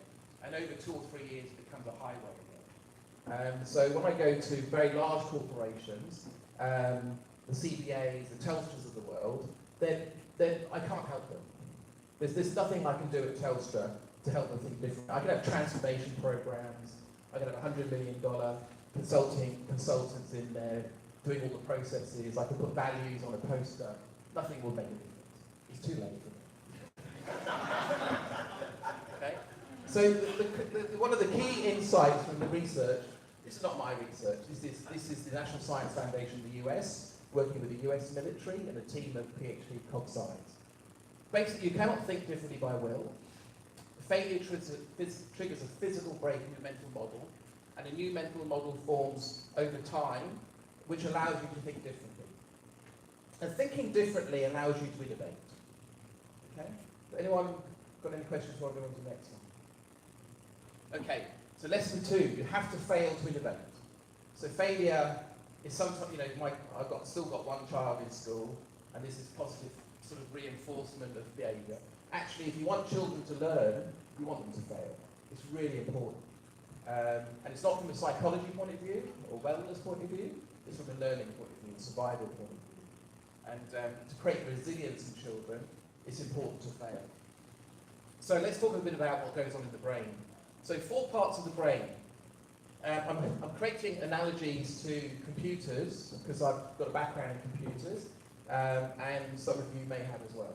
And some of you have them on your lap. So you've got a CPU, which is the sort of top bit, and the CPU in the brain is pretty much your cortex and prefrontal cortex. No other mammal has a prefrontal cortex, we're the only ones, and it allows us to conceptualize and envision a future state. You have a fuel source, which is like a battery, survival focus, and you have memories. Everyone comfortable with that? I know it's really simple. I try and simplify the brain, that's a hard thing to do. I'll probably be here in 5 years' time and we learn a whole lot more and this all seems ridiculous. Okay, now in my language, for neuroscience language, the CPU is like dominant mental models. Yeah? So I said that right at the beginning.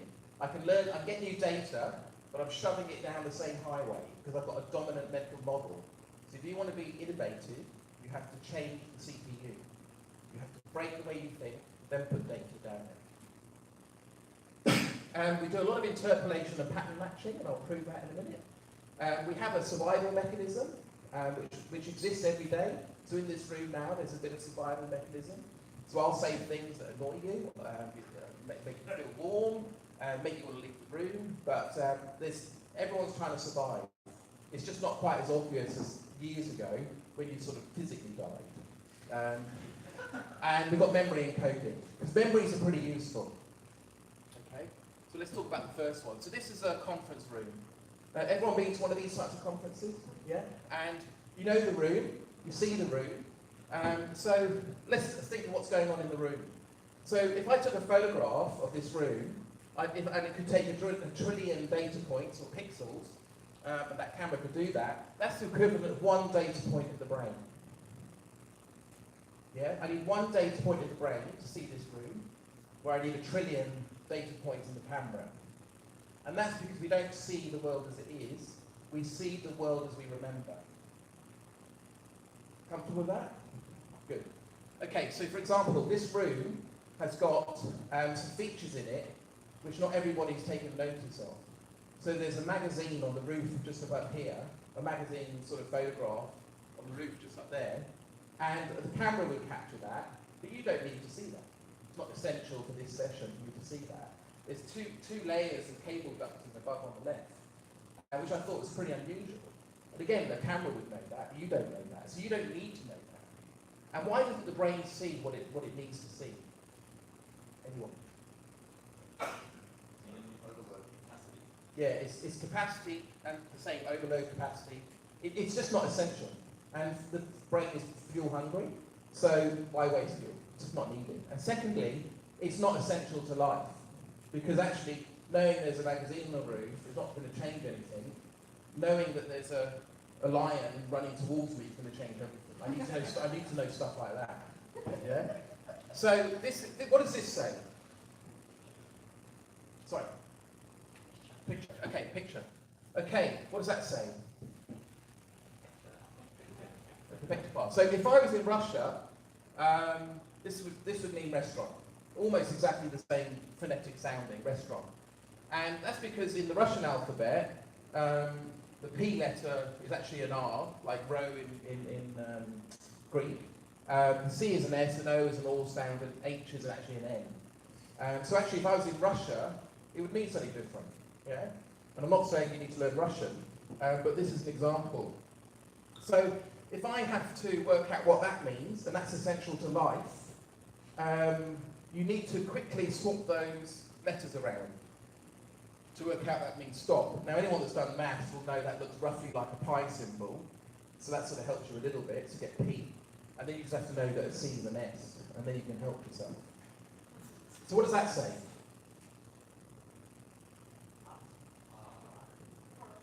Park. Yeah, like a park, a football park. So P at the beginning, an A is an A, we have to replace the R, and K looks like a K. So that's park. So that's pretty useful. And we've learned that took us how long? 30 seconds? Yeah? So if I went to Russia now, where's park on all of this? Yeah, it's top left. So you may not know all of the letters, but you actually sort of find park pretty quickly. And if you go to Greece, or you go to Russia, or you go to Thailand, you start to get to know certain symbols, and you sort of start to get around, because it's useful. And one of the downsides is you can't unremember this. So it's really, once you know stuff, you sort of know it forever, or until it's not useful anymore. So when you come back from Russia for your holiday, and you settle down and you get busy again, you may forget it. It's just not essential. Is that forgetting the same as the disconnection, or is that just pipeline facilities deployment? Yeah, so there's 3 layers of memory encoding. First one's like a cache, an intraday cache, and they've now identified in the brain where that is. So when you feel like your brain's full, if you've had a hard day and you feel like your brain's full, it really is full. Yeah? And then overnight in the sleep cycle, it moves from the cache into short-term memory. And then the next day, provided you repeat, and it's useful, you basically slowly move that to long-term memory. And long-term memory is fragmented across the brain, and it takes again around 90 days to move it, which goes back to the comment earlier. So shading. So what colour? Is the top colour different colour from the bottom colour? It looks dark now. Yeah? So it's not. So shading's a sort of the perceptual trick in humans as well. Now why is shading useful for humans? Why would we need to know the difference between shades?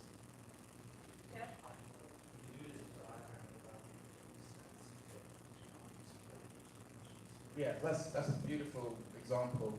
and it originated from our history. So where did humans come from? No? The savannah, so southern Africa, and then they moved north, Bantu tribe moved north from southern Africa. I can tell it something new. Shade, yeah. So shade became part of our DNA, and people that could perceive shade and animals and affect animals moving between parts of savannah basically allowed us to encode shading as a survival mechanism.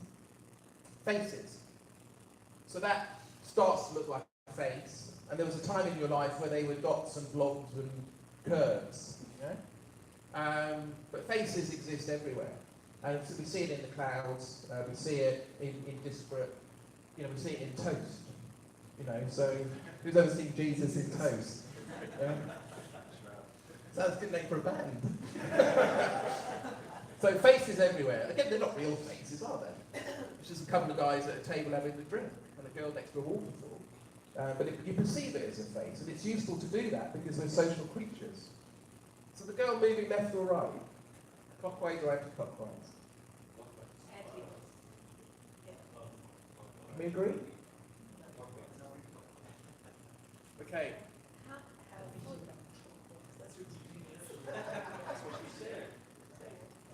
Okay, it doesn't really matter. Okay, but we perceive motion, and motion's important. And it goes back a little bit to the shading definition. It enables us to interpret direction, which means we can get out of the way. So if we don't get out of the way, those ancestors have all died off, and we're the product of the ancestors that got it right. Can I just say, she just started going. It's weird, isn't it? And there's dominant mental models in social norms. Sorry, just on that. Was she going clockwise? I don't know. So there's dominant mental models in social norms as well. So social norms is the way we behave, the way we think. That's what society tells us. So who's heard the story of Cinderella? Yeah? And in summary, give me a 10-second summary of what Cinderella's story is. A gorgeous, mistreated, ugly duckling is given the opportunity to go to the ball, and then she meets the Prince Charming. And this big, what she's going to, the carriage is going to turn into a pumpkin midnight. So Yeah. bolt back to the house. And remember she had rags on at home, she had to clean the ugly sisters made her clean the floor, so she had rags, and she didn't want to go to the ball in rags like my clothes. I was too hot this morning for a change. So The fairy godmother gave us good clothes. Yeah, so, and then what happened at midnight? It was all going to turn It's out. all going to turn. Yes, she ran out, didn't she? But she left something, didn't she? Shoes. What did she lose? And then the prince got the shoe and found the ugly sisters and made her fit the shoe. Then you're the girl I love. She couldn't see her face, obviously. She hasn't got a good memory or facial perception. But anyway, why did the glass slipper survive?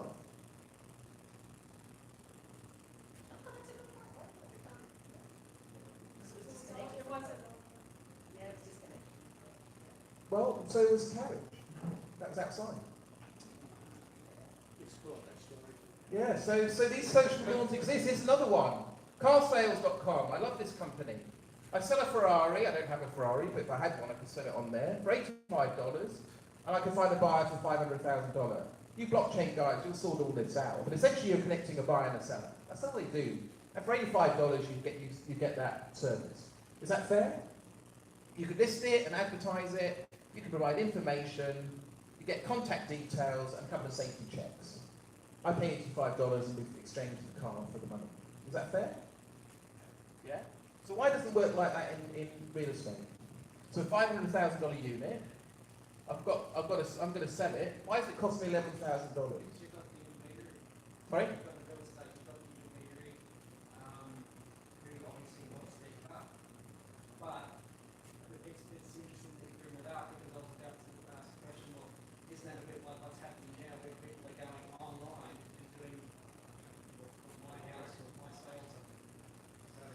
Yeah, there's no reason, is there, really? It's just a social norm. And these social norms exist everywhere. They exist in work, they exist in UTS, they exist in this room today. But there's certain ways of thinking. Let's talk about memory. So, who's heard of an SD card? They're almost going out of fashion now, aren't they, in cloud storage? But at the time I wrote this, an SD card stores some information and it's useful. And that's the way the brain works. So remember the P and the R? You've already encoded that, and you've stored it in the brain. Where have you stored it? Short term, yeah? It's in the cache right now. Yeah, it's in the cache, yeah. Yeah, is it in a place? Is it in like a little dot, a little synaptic dot? Yeah, it feels like. Okay, well it's not. Okay. Okay, so it's actually fragmented across the brain already. Yeah. So it's fragmented across the brain in different parts of the brain. So it's a little bit like having a key, like a blockchain key, that has multiple keys. Yeah. So you can unlock it in multiple places. Having one blockchain key, if you lose it, you've got a bit of a problem. Am I correct? I'm not an expert. Yeah. So yeah. So isn't it useful to have lots of keys? So what the brain does, please. Is this also analogous to how data flows from the internet through fragmented packets? Well, that's strength vision. Yeah. Yeah. It's more actually like blockchain because you've got the same information repeated. Oh. Yeah. So basically what happens in the brain is the quality of memory is a function of the richness of encoding. Yeah? So the more stimuli and senses you use to encode, the more you're going to retrieve the information in the future. So if I give a UTS lecture in the classroom, and I give the same UTS lecture in the C, the recall in the C is going to be higher, because there's more sensory input at the time. Doesn't matter what the senses are. It can be a cup of coffee, it can be classical music, it can be yellow paper versus blue paper. It doesn't matter what it is, it has to be rich. Yeah. That going back to the overload, that's only on more senses that can capture information, which is more because it makes it actually done on those points as opposed to more. So basically, it's because it's the way the brain stores the information. So they used to think it was stored in a place. Yeah. Remember left brain, right brain? Well, that's not a thing. That doesn't exist. There's no scientific evidence that exists at all. So basically, when you store information, it's basically fragmented across the auditory, visual, and other senses, and a little bit about balance and some survival areas of the brain. But essentially, the reason it crosses all of those is it makes you quicker to recall the information. And why is it important to recall information quickly? For survival. Because if that stripy pussycat-looking thing is over a certain size, I need to know that's a threat to life. It also sounds like there's different receptors of different parts of the brain causing the same input as you said of that photo. Exactly. So you get like a bit of a smell to Yeah. sound. So I did an experiment after learning this. I did an experiment with people doing HSC and children struggling with memory. And I said, get them to choose one topic for one colour paper, have one drink type, one music type, and one smell type. And then stick to that religiously through the HSC process. So history is yellow, maths is blue, etc., etc. And I don't know if it worked, but that's why I asked. That was a great anecdote. That might have been a big failure. So the experiment's still going. So fight or flight. So anyone behaved like this before? Spiders, snakes, rats. You know, it's instinct. You can't control this stuff. And you go fight, flight, or fright. Yeah, and it's a bird. It's an amygdala hijack. So the amygdala is a base part of your brain. It's still part of the lizard brain, which is the primal building block for the human brain. And it's good for life because it's really, really short time span. And you can't control it. You can try and influence it, but you can't control it. So if you're in the supermarket and someone pushes your trolley in and you get angry, you can't control that. Yeah, it's automatic. And you'll either fight, because that's good for survival, you'll run away, or you'll freeze. And you see this in car accidents. I witnessed a few car accidents in my life, and I watched people and their reactions. You get the people that rush in to help, you get the people that look at their watch and think, oh, I'll be late for work, they keep going. And you get the people that just stand there and do nothing. You know, just they're frozen into inaction, a bit like a rabbit. And that's a survival mechanism for a rabbit. And these amygdala hijacks are important because it gives us a clue around when you ask people to change or force people to change, or you get a little brainstorming workshop, basically saying, please change. And if you say please change, your way of thinking, yeah, which is what this session's about, then it activates part of the brain. If I physically threaten or hit Pip, it's the same part of the brain that gets activated. So when you ask people to change, in a good corporate sense, let's all go and change Amazon, be all customer focused. It's a threat. It's a threat event, and it's perceived as a threat event. So it's hard. So those like virtual producing things like social apps and triggers, they become really beneficial to that type of kind of kicker and more reinforced. Just creates this highway that you keep coming down. Yeah, it can do, provided you've been in the same, if you've had success for a sufficient amount of time, it can. And also, it also tells you a few clues, because we're going to talk about tricking the brain now. And you've got to be careful. So once you know this stuff, you've got to be sensible and cautious about using the information. Because if you over stress the brain, people shut down again to protect themselves. So the second lesson is the brain functions are sufficiently understood to allow them to be tricked.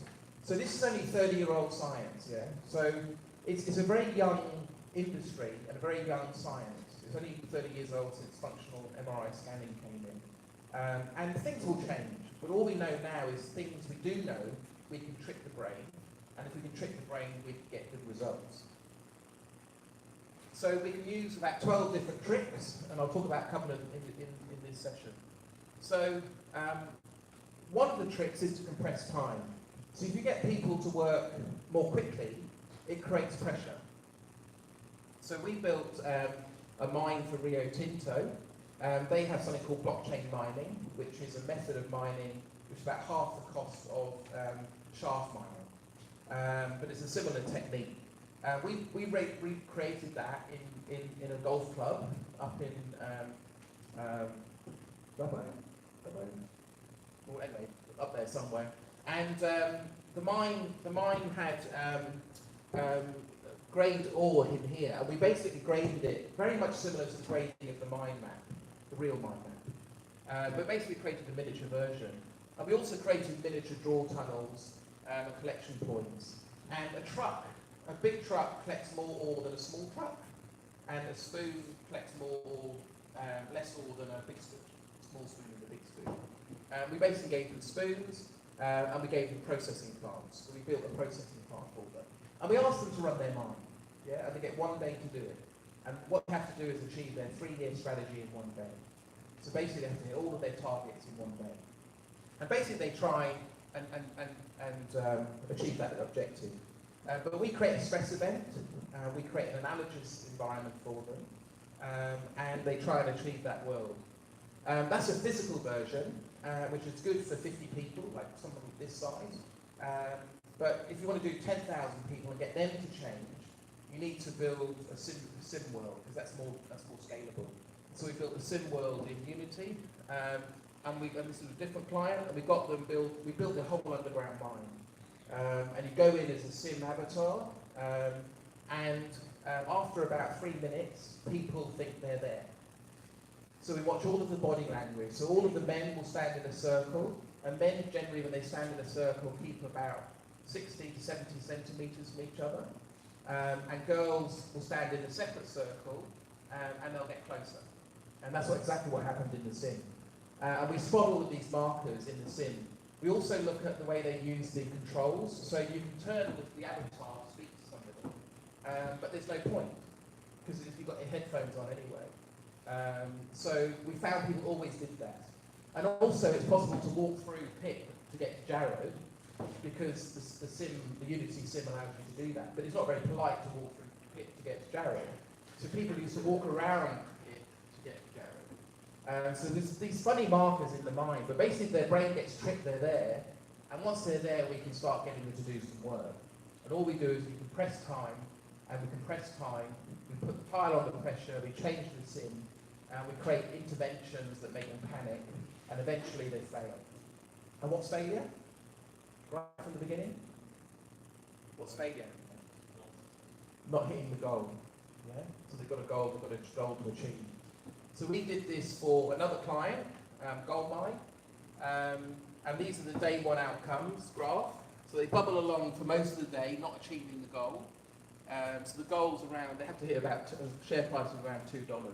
So they bubble along the first day, not hitting the goal. And then towards the end of the day, there's a slight upturn. And this is the point of failure. This is where the synaptic breakage happens. Yeah? And it's a bit more difficult because we've got 50 brains in the room. But when we want them all to break in a similar time.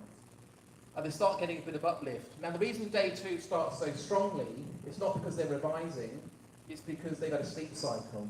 So sleep actually does a lot of the work for you, yeah? So your sleep is probably your most precious resource to innovate and be successful in business and life. So if you can sleep is a really good for you. And sleep is not rest, yeah? Sleep is for the brain. All the research suggests now sleep is for the brain. There's no other reason for sleep. So this company went from day one 20 cents to 70 cents in the theoretical model. And we made it look like Bloomberg, so you can see their share price rising every 30 minutes. And on the second day, it went from 20 cents to $2.50. Now, the reason that's important is every sim we do is the same outcome. It's the same graph, day one, day two. Doesn't matter whether it's Swiss Re, Rio Tinto, IBM, Siemens, it doesn't matter who it is, it's always the same picture. And the same picture plays out in the real world. So the real world example for this company was the best performing stock on the ASX in 2016. So their actual share price went to $3.28. In fact, the AFI went down this morning, but they got to $3.28. So they hit the goal. That's all they have to do is hit the goal. So these sims are really good at changing people's way of thinking. So the final lesson is the brain can be tricked into innovating using simulations, because simulations just trick the brain and we can speed up and we can have interventions in simulations. And they're safe. Provided you don't get that balance right between stressing them and getting them productive, they're fairly safe places to learn. So when I have a fire in a sim mine and I die, I'm not really dying. Yeah? When I have a fire in a real mine, I am really dying. Yeah? But I want the same effect. And the big insight from all of these sims is they can't tell the difference. In learning, you can't tell the difference. So the learning outcome in a sim is the same as the real world. And that's really, really important insight. And that was the main output for the National Science Foundation research. So in summary, the innovation radar just reminds you that innovation is more than a product. You have to fail to innovate because you have to fail to learn. Basic brain functions are now understood. And I've got plenty of resources to start to understand the latest research. I'm not saying they're all right, or we do understand it. All I'm saying is there's enough out there to get going, because it's a young science. And finally, if you can understand the brain, you can trick the brain. And you can trick the brain because the brain's an interpolation engine. It just connects the dots with limited information because it's fuel efficient and essential for survival. So, before I go on to Q&A, there's some things you can do to help yourself practically tomorrow. One is to get sleep, yeah? So if you want to do some intensive work, make sure you have sleep. Also give your brain work to do in sleep, yeah? So you can actually give your brain tasks to do, and the way to do that is to work intensively in the day and try and pile in the data, and then it will be processed overnight. And in the morning when you're having a shower or a shave, you'll have the answer. And I've used this technique for a few years now. Some of you do it instinctively, but it does work. Another important thing is to believe the importance of failure. So next time you get something wrong, just think, oh, that's really helpful. You may lose your job, but at least you're now learning something. So any final questions? We'll go on to the resources, please. You mentioned about creating kind of partners or you create a pressure in terms of time to get some outputs. Is it more productive in terms of having stress in the body, say cortisol, parts of the fight or flight where you actually absorb and create new pathways as opposed to being with that environment? It is. Has anyone been to the Sydney Startup Hub? It's a pretty fun and intensive place, but then the people you see, they're normally there in their waking hours, but some of them are working till 2 and 4 in the morning at home as well. So there's quite a lot of intensity, and this intensity is quite useful until it disrupts sleep, or you get the balance wrong. So another thing that's really important is oxygen and glucose. So it's the one time you should have chocolate and donuts and cakes. If you want to do some really hard thinking, or got a particularly hard problem to crack, whether it's coding or a spreadsheet model, you know, get some glucose and get some oxygen. You get oxygen by going for a walk. What actually, hypnosis where you actually do ketones, so it's the quickest source of energy to your brain, like a byproduct of the function. So it's a great type of energy. Is that it's going to be showers and Yeah, so you sort of know the stuff I've just said, so that's good. And so all the brain needs is glucose, and that's what and it is a lot of it. So 25% of all intake is for the brain. The other thing that's really a good trick is not to have alcohol. If you've got to do really important work like present the next day or code the next day, don't have alcohol. Or have 1 unit or 1 or 2 units to be light. So what alcohol does is it disrupts the REM cycle. So there's 2 types of REM cycles, and basically it disrupts those. So you need about 4 REM cycles a night, and a deep version and a light version, and it disrupts that process, which is why you tend to toss and turn all night long, and you get hot, and you get cold, and it's pretty unpleasant. And basically all of the memory encoding that needs to happen is not working. So it's pretty disastrous, and it's good for students to know that. If they're going into an exam, it's really important not to drink the night before. Not because I'm trying to be purist, and they get smashed the next night. just be effective that day. Any other final questions? I have a question. You mentioned maybe just about being comfortable placing the animals if they do suffer mental failure, which they have to make any sort of Okay, so what I posit is I'll create the catastrophic failure in a sim world for you. So the Telstra's best hope is for me to build a sim, get them to fail catastrophically, and then they can recover in the sim, and they'll take that learning into the work, and they'll change Telstra. It would change Telstra. And I'd like to say that for Combank and all of the others, apart from there's no catastrophic event. The Hayden report, which I follow intensely because my company does work in that area, doesn't believe there was a sufficiently big impactful event. What has to happen is someone like Ian Narev, who was the former CEO, has to go to prison. That would be catastrophic and worrying for other CEOs. So that's something that has to happen. I can't think of anything else. They can't be killed or taken out by a sniper. That's another option. It has to be pretty catastrophic for a bank that big to change. And we know they're not changing. It's why neobanks are growing, and people at the bank are joining neobanks. We know what's happening at those big banks. They're finished. It's all over. They're big and strong, so they'll keep going. And they're part of your super fund, so don't kiss them too much. But they're finished. Big businesses like that, really, it's all over. Is that why there's so much maybe misguided emphasis on clients' interest in trying to create an experience that changes the buying habit of the client or a customer? But you know, perhaps it's often said in the legal industry that the clients are the reason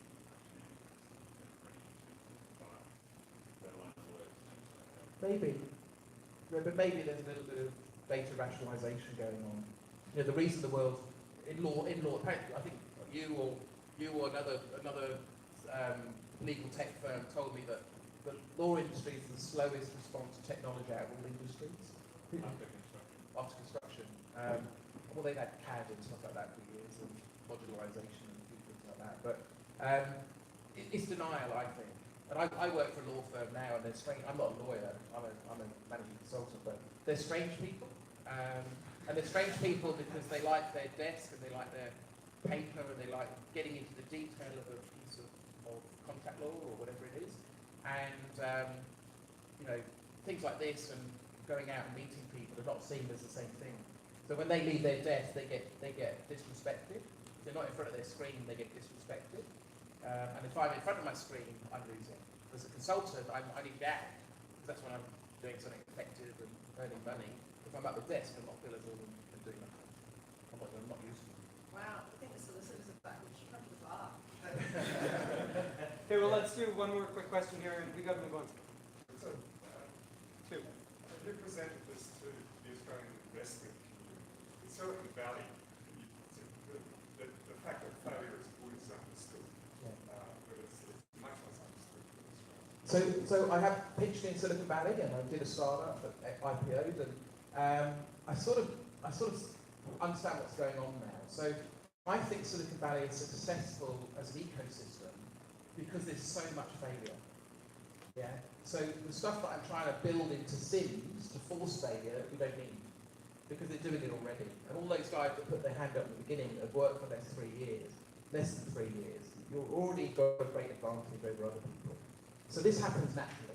I don't know, you don't really understand neuroscience or to build Sims because startups fail. So every time you see Uber and PayPal, at my time they had eBay and PayPal on the front end. When I went to Charles River, those on the thing, I thought, oh, but you funded those guys, that was a good decision. And but there's at least another 100 that failed. Yeah. And these cycles of failure you get in startups, and it's really healthy. So it's the most healthy model that exists, I think, in commerce. To have these rapid, and if you are steady state for 2 or 3 years, you should force failure. So I'm going to jump in right now. Sorry about that. We can do more questions at lunch. I am going to allow one more, just because you're up next anyways. I'm cutting into your time now. So go ahead, Mark, while I get your presentation set up. All right. My question was about innovating and the requirement for other people with different ideas to be involved. I know your topic was really around inside your own. Yeah. But I'm wondering whether you've kind of seen observations about, because in my own experience, getting together with people who are not thinking the same way as me helps me think in a different way. So the whole time thinking ideas, you kind of bump up against people who are different. That drives a different way of thinking in the culture. Yeah. So what happens is I have a fixed mental model and a construct, and the way that plays out in real life is I have dominant cultures of practice. So the way I behave, the way I work in life. When somebody else comes along, they have a different mental model, clearly. And what tends to happen is we try to beat them into having the same cultures and practice. So in the early days of people join companies, you get lots of benefit from these people. So if you have diversity approaches, and this is not males and females, this is just different brains, and different ways of thinking, it's really healthy. What's not healthy is trying to get them dumb down that goodness by adopting the Telstra way.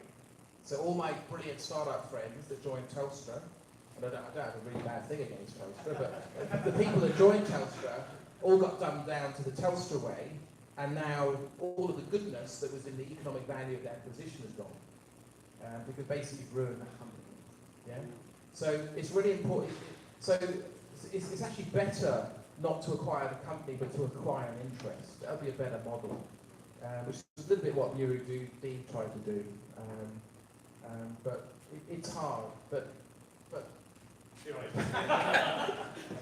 he moved. But essentially, you're right. More brains create cognitive bias cancellation, which basically gets to a better place more quickly. Good luck. Thank you.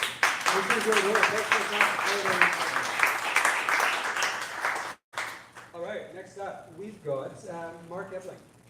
Mark is an IBM Distinguished Engineer and the Chief Technology Officer for blockchain. Mark is a technology leader, an architect, practitioner, and mentor. Mark is responsible for delivering technical strategy and innovation to the finance industry. Mark's broad experience has enabled the pragmatic application of technology to address business challenges in his clients around the globe. Mark is the lead architect for the Australian National Blockchain. Mark represents Standards Australia as well at the International Standards Organization, the ISO Technical Committee 307, developing standards for blockchain and distributed ledger technology. Please welcome Mark. It's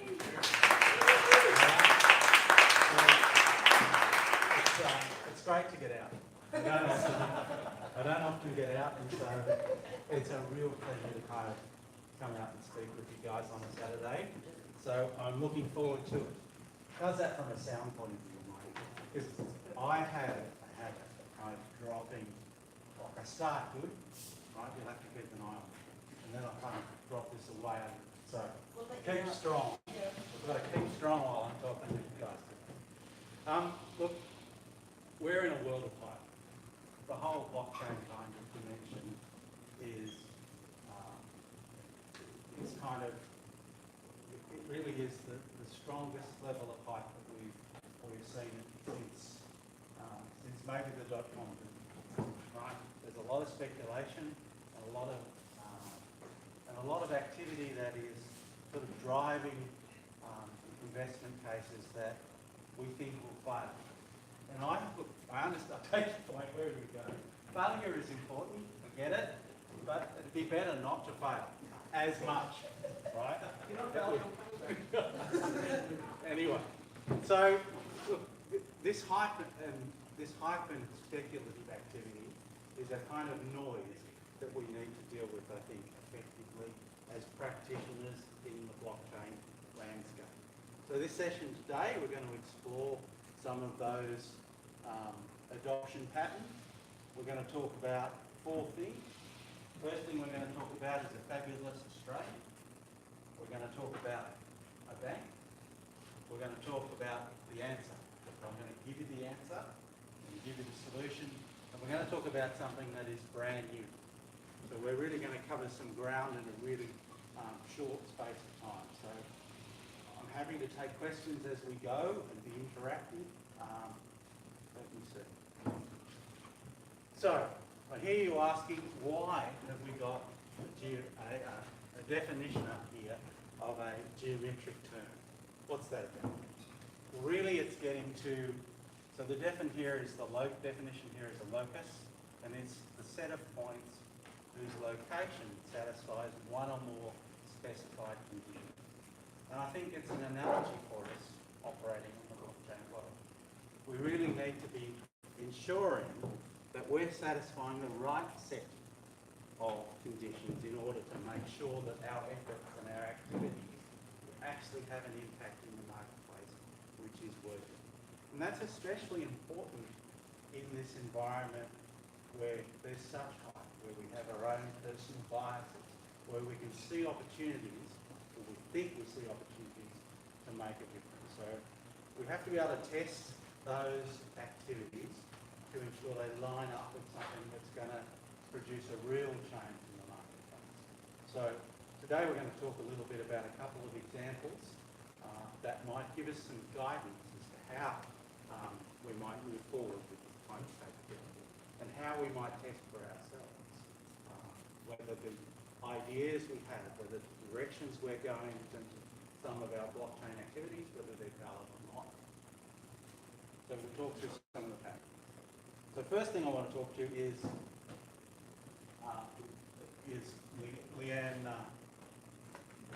Leanne Kemp. So Leanne is a fabulous Australian. She is a real innovator.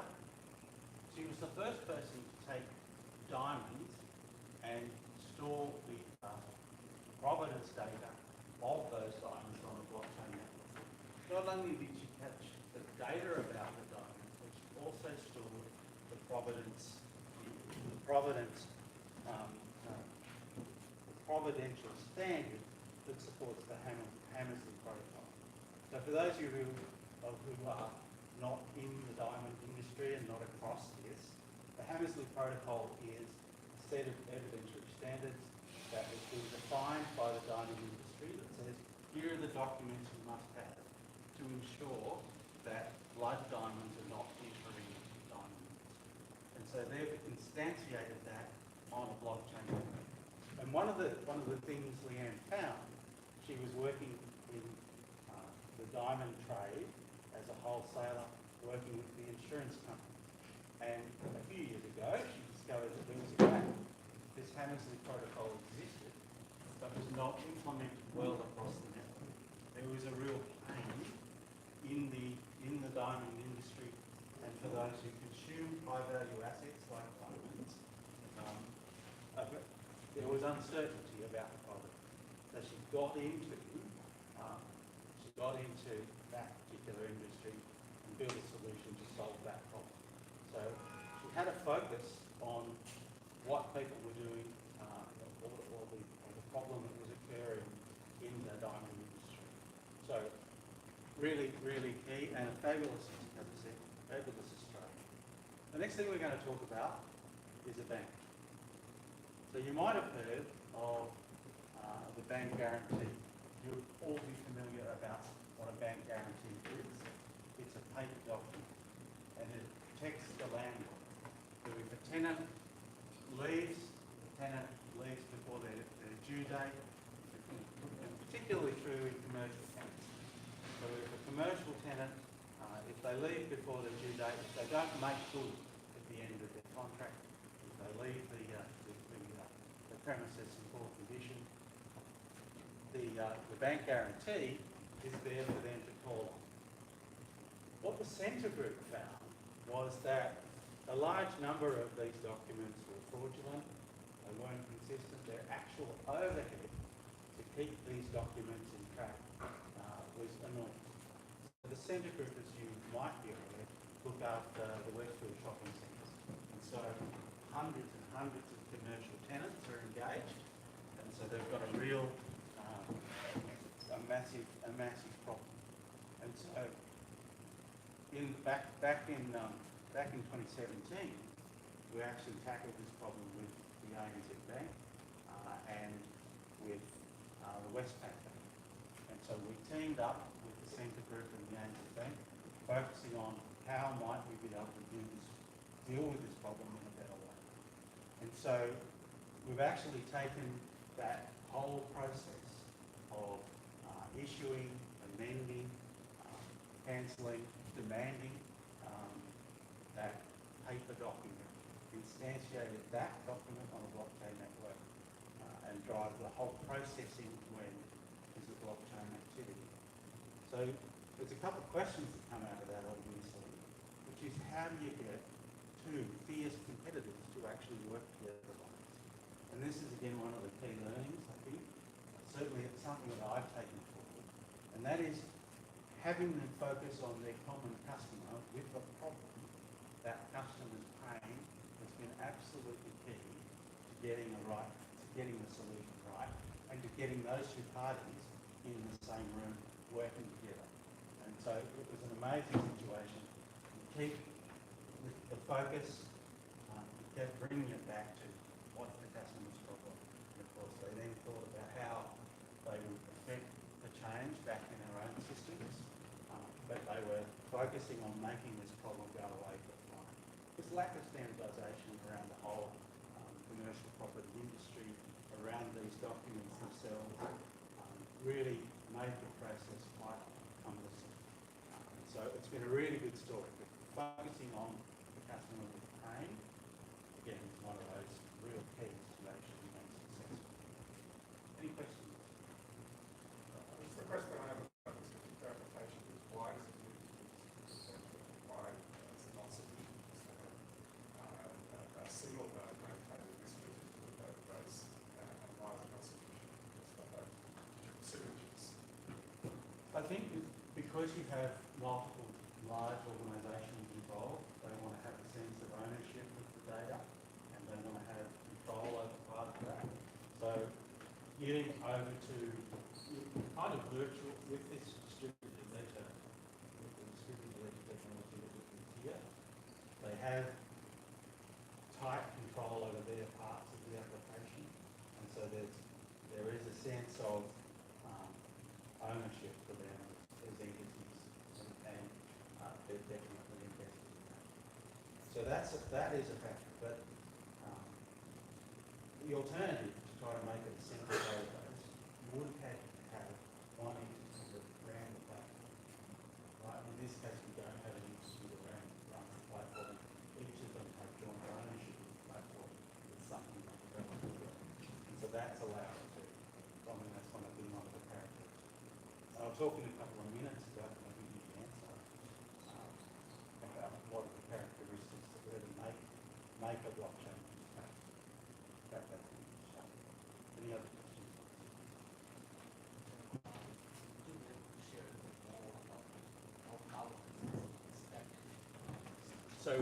So right now, so the question was, could I share a bit more about the whole governance of this platform and how it's working in real life right now?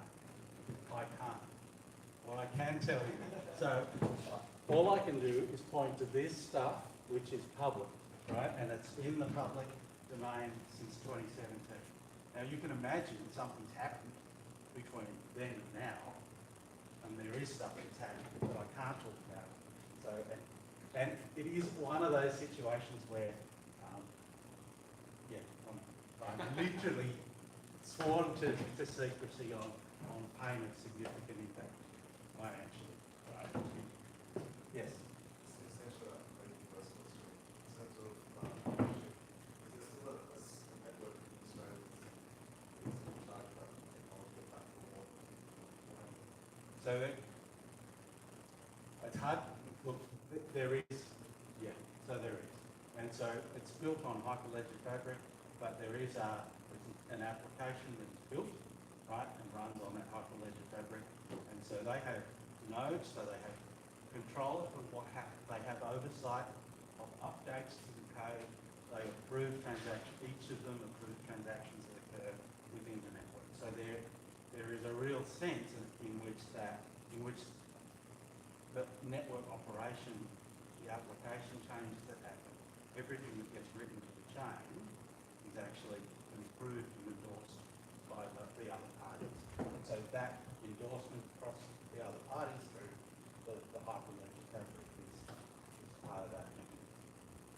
So this is my answer, right? So if you take, I don't have a lot of charts, right? So I might be the way we accelerate this whole thing and get up to time. But we'll see, it depends on you guys. So the answer is nailing your blockchain use case. So there's two things on this page. There's the rules of thumb, and we'll step through those first. So and this is your point, Brian. There has to be a business problem that can be solved without more mature technology. Always default to, can I do it with a shared database? And if it's in my own organisation, can I do it with a database there, right? If it's a service that I'm applying to some other organisation, surely it makes sense to do it with a database rather than a blockchain solution. So try first to do it without a blockchain, right? No, right. There has to be a business network. Again, if it's my own company that we're talking about, there's no point in building a blockchain solution. It's all in control. So there has to be that network effect across the end-to-end problem space. You've got to have multiple parties who have an interest in this event. And not only that, you've got to have the trust aspect. There has to be a requirement to prove consensus, immutability, finality or provenance, right? Those kind of characteristics have to be a requirement of the solution. If you don't have all three, you probably have a good case to use some kind of conventional technology, not a blockchain. So they're my rules of thumb. So this is how you decide what's the right thing to do. How do you get started is the stuff on the other side of this chart, which is limited scope. Start small with a small number of parties. So in this case, the Santa Group, great example, 3 parties involved in that conversation. Start proving. If you have, you might have, of course you have a sense that there's lots of banks in the world, and there's lots of banks in this particular network, lots of firms who might be creating and benefit from this platform. But if the conversation is too broad, you will struggle to implement it. You'll struggle to get to the key ideas. So narrowing the starting point, trusted parties in the group to start with. Right, so usually without regulators, again, once you've got the idea off the ground, get the regulators involved, of course. But to start with, we're just testing out ideas between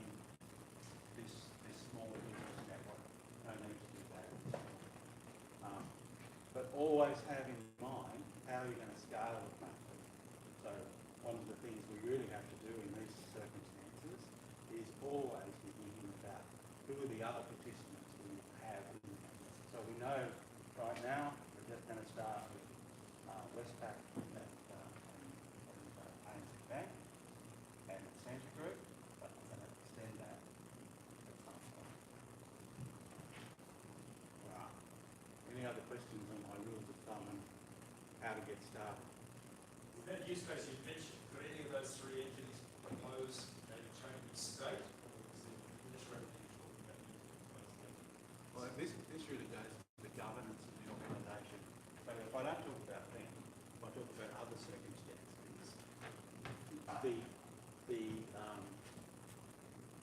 the business network gets to choose how it operates, and those in the parties who are party to that business network do have to think a little bit about how they'll handle change. How they'll handle change and how they will administer new operations across the country. I don't think I got the question. I was asking about the specific situation. There's a clear distinction between the distributed ledger technology and blockchain technology. It usually comes down to who to propose a change of state. And yeah, I was asking in that situation, Yeah. are those banks, are those So- proposing change of state? So in this case, it's a hyperledger fabric, which is the way this is implemented.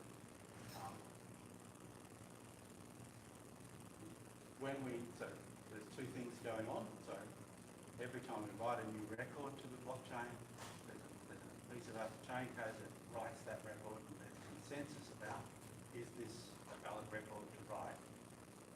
And that chain code also can be changed over time. So if I'm going to update that chain code to do some new functions, all of the participants within the endorsement policy have to accept that new bit of chain code. So yeah, I'm not sure if I've already answered the question, but both in terms of writing to the chain, there has to be a consensus among the parties.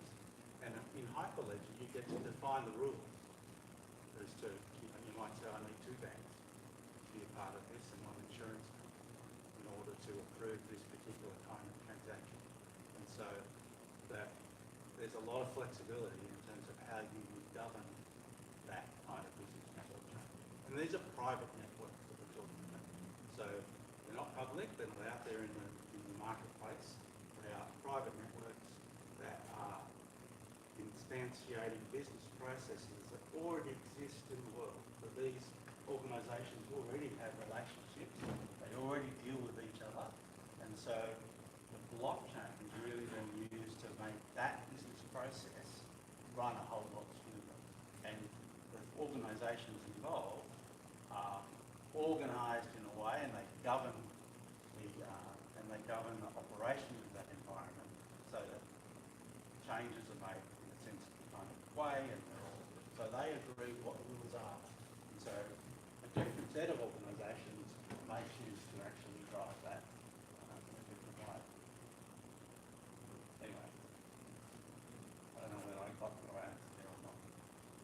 All right, any other questions? Yeah. Questions around the use of the actual service. There was many answers to that cost of integration, being able to scale it, you're creating monopolies, you're locking up certain vertical services, you're locking up certain service providers, and you're particularly what commercial force a particular network effect in this particular service has taught me what to be able to integrate other services, whether it's on the rest of the stuff or any of the service generally. You may use blocks, but you may use more traditional alternatives. Yeah, I think you've kind of hinted to one of the challenges that we will face as people operating in the blockchain space. We'll have a need to interact with other blockchains, right? There'll be networks of networks. This will be normal for us, but we have to have these connection points. I can't talk any more about the state guarantee piece, but certainly in other scenarios, that is a common concept, and so we're seeing overlaps and connections. So if we look at MERS, some of the work we've done, IBM's done with MERS around containerised freight and shipping, so there's linkages between that particular network focused on containerised freight, customs networks, and banks around finances. So we're now seeing finance linkages come out of that activity. So this is a normal part of life in blockchain world. So and we're going to see more of it. And I don't think it's, I mean, there are very conventional technologies that we use today to share data between systems, messaging systems and so on, right? I think those kind of capabilities are a good first guide and good first step in terms of reaching that connection between other organisations. It doesn't have to be chain to chain. I know we've got some examples there in terms of your credit card work, where you look to take the cards, drive those through, make that multiple hop link kind of process smooth for the consumer. Not always going to be that way, but I think we've got options in this space. Any other questions? I'm just wondering, go back to your editing example, who pays for the cost of the blockchain? The ANZ or the tenant? Actually, the tenant did. The tenant did. The tenant did not. But not, yeah. So this is a service that the banks are looking at providing. Okay. So I guess that who's going to be affecting the bank? And this was a proof of technology that was done in 2017. So at that time, it was an experimental effort, and banks, IBM, all kind of tipped in some intellectual capability in the time and everything. So I can't talk about what's happening. Just curious to know, in sense of can, why this was not something that could be done with conventional technology. Why was the business case there? Yeah. No, it's a good one, and I think it's really about having the banks. The banks don't trust each other, right? And so Because they tried to do this with mortgages years ago. exactly. And so with the blockchain technology, they have control over it and security over the data that they write. They get to be certain that their client data is not shared with any other people. So that client data is obfuscated from the others. And they get their privacy, but they also get to participate in this industry data. So that's a value to it, right? Because there's a bigger need out there in the industry, and if they're not part of it, they often get excluded from that activity. So it really is a case of they protect it, they get to have control over it because they're part of the governance model for the platform. They get to have control over what gets done on the platform, and when changes occur, but they get the benefits of it, the privacy, and they get to continue to serve their clients. Do a competition law factor of two competitors that they're working together. Yeah. Market versus the government, so the organization. So in this case, these big organisations have collaborated, focusing on Centre Group problem. So Centre Group, they were the person who had the issue, and they came to the banks and said, how can we fix this? And so then the banks and us collaborated on that. So it really was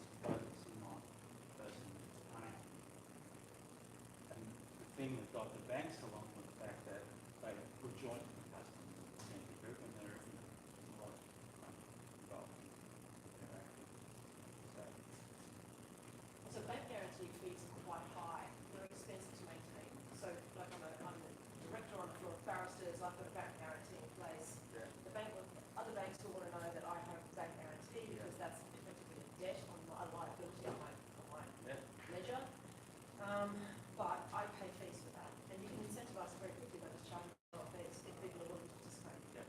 And I'm there like that. And that is what drives it. It really drops the cost of Yeah. administering How stuff you see it, yeah. for everyone. So it's a benefit for the customer base. Of course, it's a massive benefit for people. And my husband sold his chambers last August, was still trying to get the bank guarantee back. We have not seen it, cannot get it back. Yeah. And I don't You've got to find I don't think the paper. landlord even knows where the piece of paper is. And that's the 19 trouble. years. It's been 19 years since we gave him the bank Yeah. guarantee. Right. And that's the problem that seems to be facing across the board. Yeah, I totally agree. Massive turnover, the paper document is king. If you can't produce it, And the bank won't stop charging us fees. It's still charging us fees. We haven't had the chambers since August. right. It's a nightmare. It is. So that's the problem and it's real, and so my solution is blockchain. Any other questions? All right. Hey, no, one more thing. Oh. So, you might have heard of this thing, the Australian National Blockchain. So it is a really cool thing.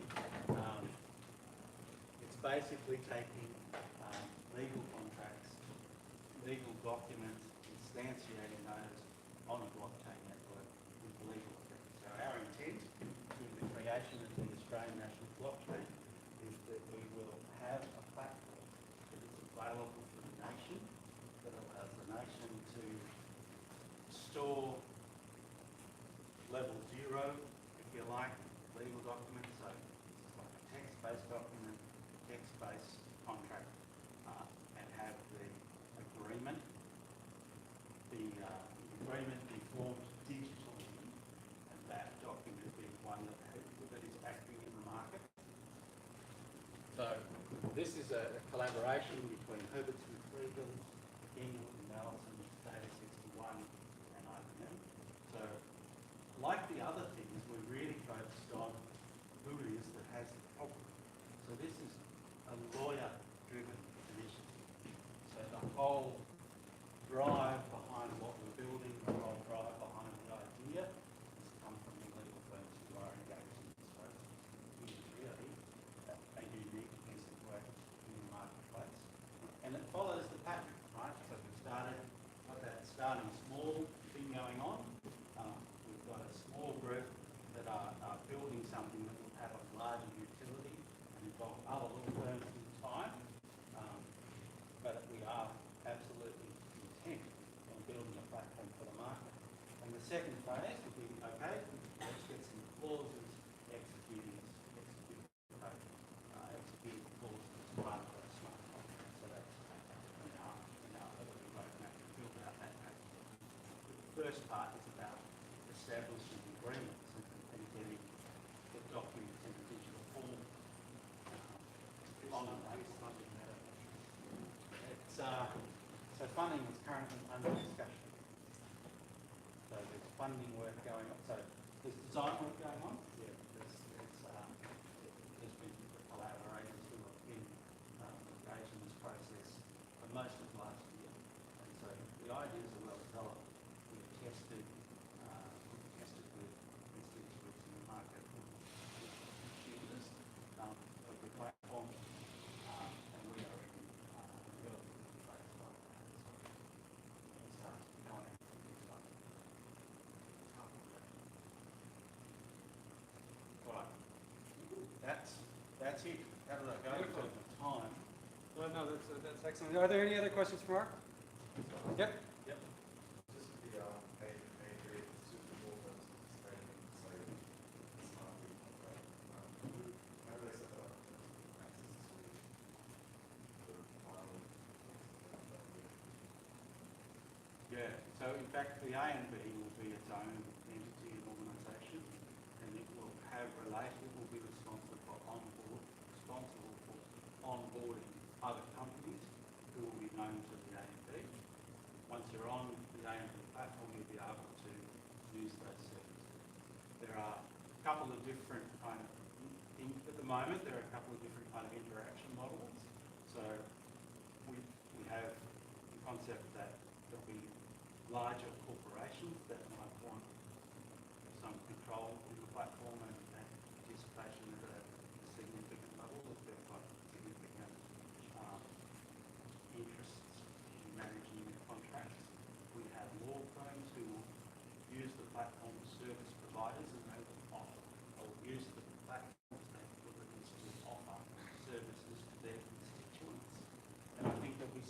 startups and other kind of organisations that will be able to plug into the network and use it as well, and often using different kind of services around the world, as well as other service providers who we haven't thought about yet, who might have overlay services that participate in the marketplace. So we see a range of activities.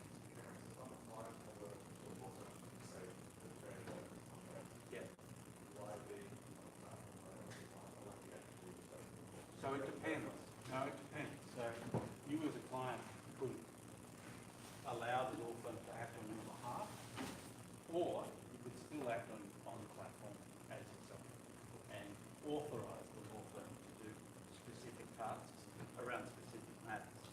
So there's quite a bit of flexibility in terms of how we've carved up that access for growth. Any others?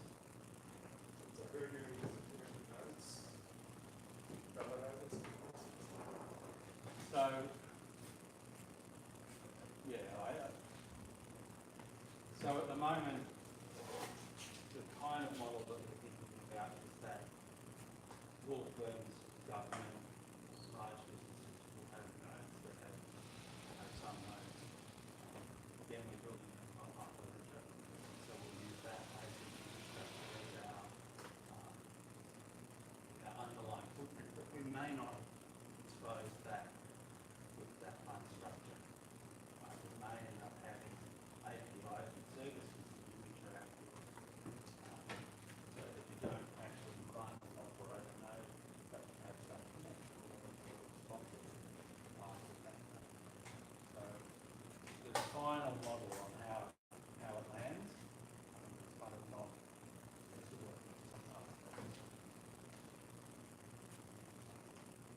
Gentlemen, go ahead.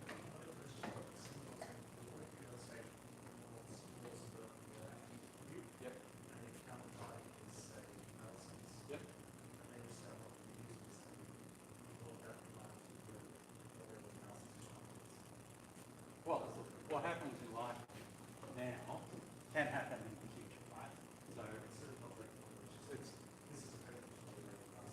that's right. And so if your requirements say, I'm not going to get on the platform, or if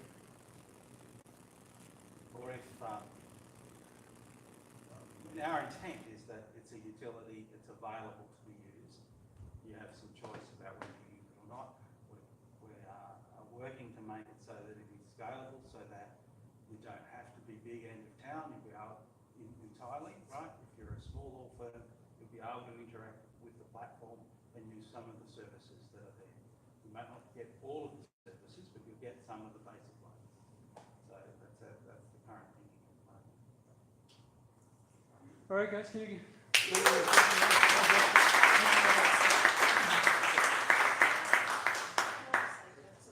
Just very, very quickly, the speakers, and it's maybe a bit of a giveaway as to the winning prize for the boot.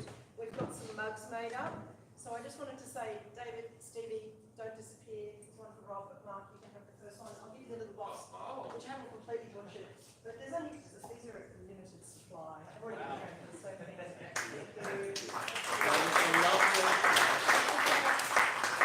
That's called Landers Orange, just in case you're not sure. I love it.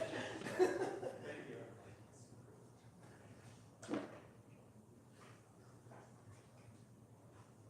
Oh, this mic doesn't look like it's working anymore. I don't think I'll need it. Yeah, I've got another one here anyways. So next up, last before lunch is Ravi. Ravi kind of annoyed me last night because he didn't send his bio through until late last night, early this morning. And so instead I had to Google Ravi.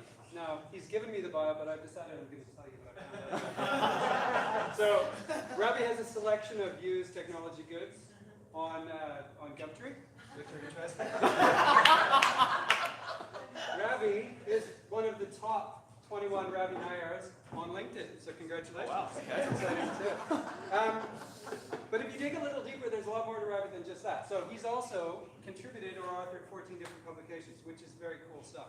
And on a very wide variety of topics, not just focused on the content that he's going to talk to us about today. He's an honors student. That wraps up last year. just last year, wrapped up last year. Okay, so that's completed. I'll let you talk about that maybe. He's got a CCI credential, which none of you probably know what that is. I'll tell you what it is, though. It's a Certified Cryptocurrency Investigator designation. Is that correct? Yeah, and I will go through that a bit right at the end. Okay. Prezzo. So, with that, come on up, Ravi, and we'll get you started.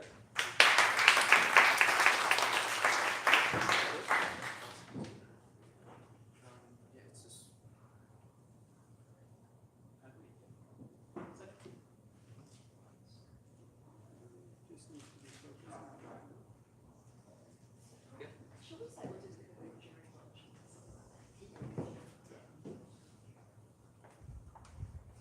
Okay, so okay. So the criminal economy is a force to be reckoned with, fueled by the profits of peddling drugs, weapons, child pornography, hacking tools. I can go on all day. Its backbone is money laundering, and Mark Goodman, a veteran US law enforcement agent, now an author, he said it quite beautifully, where he said that Moore's law works for criminals too. And cryptocurrencies are yet another case study of Moore's law applying to the criminal economy. So, oh, sorry, I think we've gone a bit too far.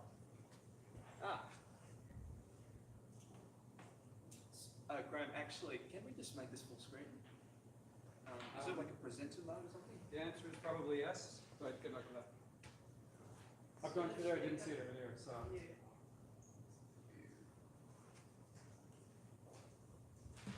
Sometimes Command F.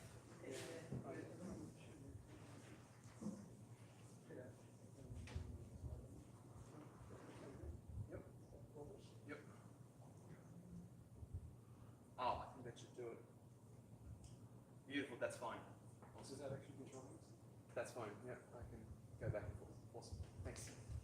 So after that short interruption, in the process of my speech, we will stare into the crypto laundry with a regulatory lens and look at my thesis question. My former thesis question: can conventional anti-money laundering regimes regulate cryptocurrency ecosystems? And spoiler alert, I argue that they can, and that the sky isn't falling on our heads. So let's set the scene a bit first. So money laundering essentially is the process by which criminals disguise the criminal origins of their finances. It has three distinct stages: placement, whereby the criminal will deposit their dirty money into the legitimate financial system; layering, which is the second stage, whereby the criminal will put that money through a series of transactions, often overseas, to kick up an audit trail. And finally, you have integration, whereby the criminal brings the layered money back into their home financial system or another one of their choice, to, basically to make them available for their use. They can integrate through various ways. One way is, of course, real estate, fast cars, diamonds, that sort of thing. So anti-money laundering law is all about mitigating the risk of that happening. And in doing so, it imbues certain institutions that act as financial hubs within our economy with certain obligations. These obligations are risk assessment, assessing the financial crime risks associated with their products, with their customers, with their business models. Next, you have know your customer due diligence, or KYC. And thirdly, you have transaction monitoring. And within transaction monitoring, you have an obligation to, if you're in Australia, report international funds transfers, report large cash transactions or threshold transactions under our law, and of course, suspicious matters. And there's like a list in the legislation that says, certain indicators to watch out for if a transaction is sus. So underlying all of this is the risk-based approach, which is a philosophy of regulation that whatever you do, whatever risk you're tackling, the resources you put to the job are proportionate to the size of that risk. And just a bit of a who's who, the people who are regulated for AML purposes in Australia are called reporting entities, and I'm going to use that term throughout the prezzo to talk about regulated entities. Internationally, we have the Financial Action Task Force, which is, you could say, the international standard setter or National Anti-Money Laundering and Counter-Terrorism Financing, or AML-CTF regimes. It's an intergovernmental organisation set up in the head of Pablo Escobar by the G7 countries. It's basically a forum for AML policy development. Domestically, we have AUSTRAC, which is our AML regulator and financial intelligence unit. And AUSTRAC, given the nature of the AML regime, works directly with reporting entities and, of course, its partner agencies in intelligence and law enforcement to fight financial crime. So I'm not going to go through this slide as much given the nature of our audience, that we know the difference between fiat currency, virtual currency, and cryptocurrency. I just want to focus on these three boxes. Basically that, as we've talked about, blockchain is just one part of the DLT family. And of course you have cryptocurrencies that are underpinned by blockchain, but of course if you look at IOTA, it's underpinned by a Tangle, which is not a blockchain. And to make my life easier, given that there was more literature available on them, my thesis in this presentation focuses on cryptos that are underpinned by blockchain-based networks. So my analysis does not consider stuff like IOTA. Okay, so back to the research question, can conventional AML regimes regulate cryptocurrency ecosystems? So there is one camp that is quite vociferous in arguing that no, you can't. And they have three basic limbs to their argument. The first limb is that crypto users, especially in the peer-to-peer context, are pseudonymous or anonymous. Take Bitcoin and similar cryptos. So users unidentified beyond an alphanumeric string of characters. So obviously there's no name, no photograph that you can use. If you look at privacy coins like Zcash and Monero, you can hide that address. You can hide your transactions through sophisticated encryption. So in a sense, it is argued that, cryptocurrency hits the KYC pillar of conventional AML for 6, because you can't identify people. And plus, you can't effectively monitor their transactions and identify risk. The second limb of the no argument is the fact that cryptos facilitate the international transfer of value. And this, of course, stems from their dependence on blockchain technology. A decentralized global value transfer system. A system that, given that it is distributed and decentralized, cannot be externally regulated by a government saying, we know criminals, we know the North Koreans are stealing tons of Bitcoin, we want to shut this down. Well, they can't really. So when you think about it, this makes the fact that the system can be used to move money internationally, internationally, crypto can be a wonderful way to layer criminal finance. For instance, who needs the BVI when you have Zcash? That's one argument. And the US Treasury even remarked, I think it was last year, that cryptocurrencies can be regarded as more versatile than cash for cross-border value transfer. On to the third limb, jurisdictional arbitrage. This is linked to the second one. So jurisdictional arbitrage essentially means that a criminal, in this context, is able to jump from country to country to evade a certain national regulatory regime. And, this is enabled by blockchain technology, the fact that, operating through the internet, a very resilient system. So the criminal just needs to go wherever there's the internet. And they know that their infrastructure, if they're relying on cryptocurrency, can't necessarily be shut down. And this leads to some interesting outcomes. The New York State Attorney General put out a report last year called the Virtual Markets Integrity Initiative Report, and they flagged the issue of underground exchanges committing jurisdictional arbitrage. The fact that, with a blockchain, they can operate essentially wherever, and also the fact that they can actively attempt to conceal their location from, say, a high-risk jurisdiction. They can refuse to identify the jurisdictions where their customers are from, such as, they don't check for whether they're from Iran or North Korea, subject to US sanctions. And as a result, they are big sources of financial crime risk.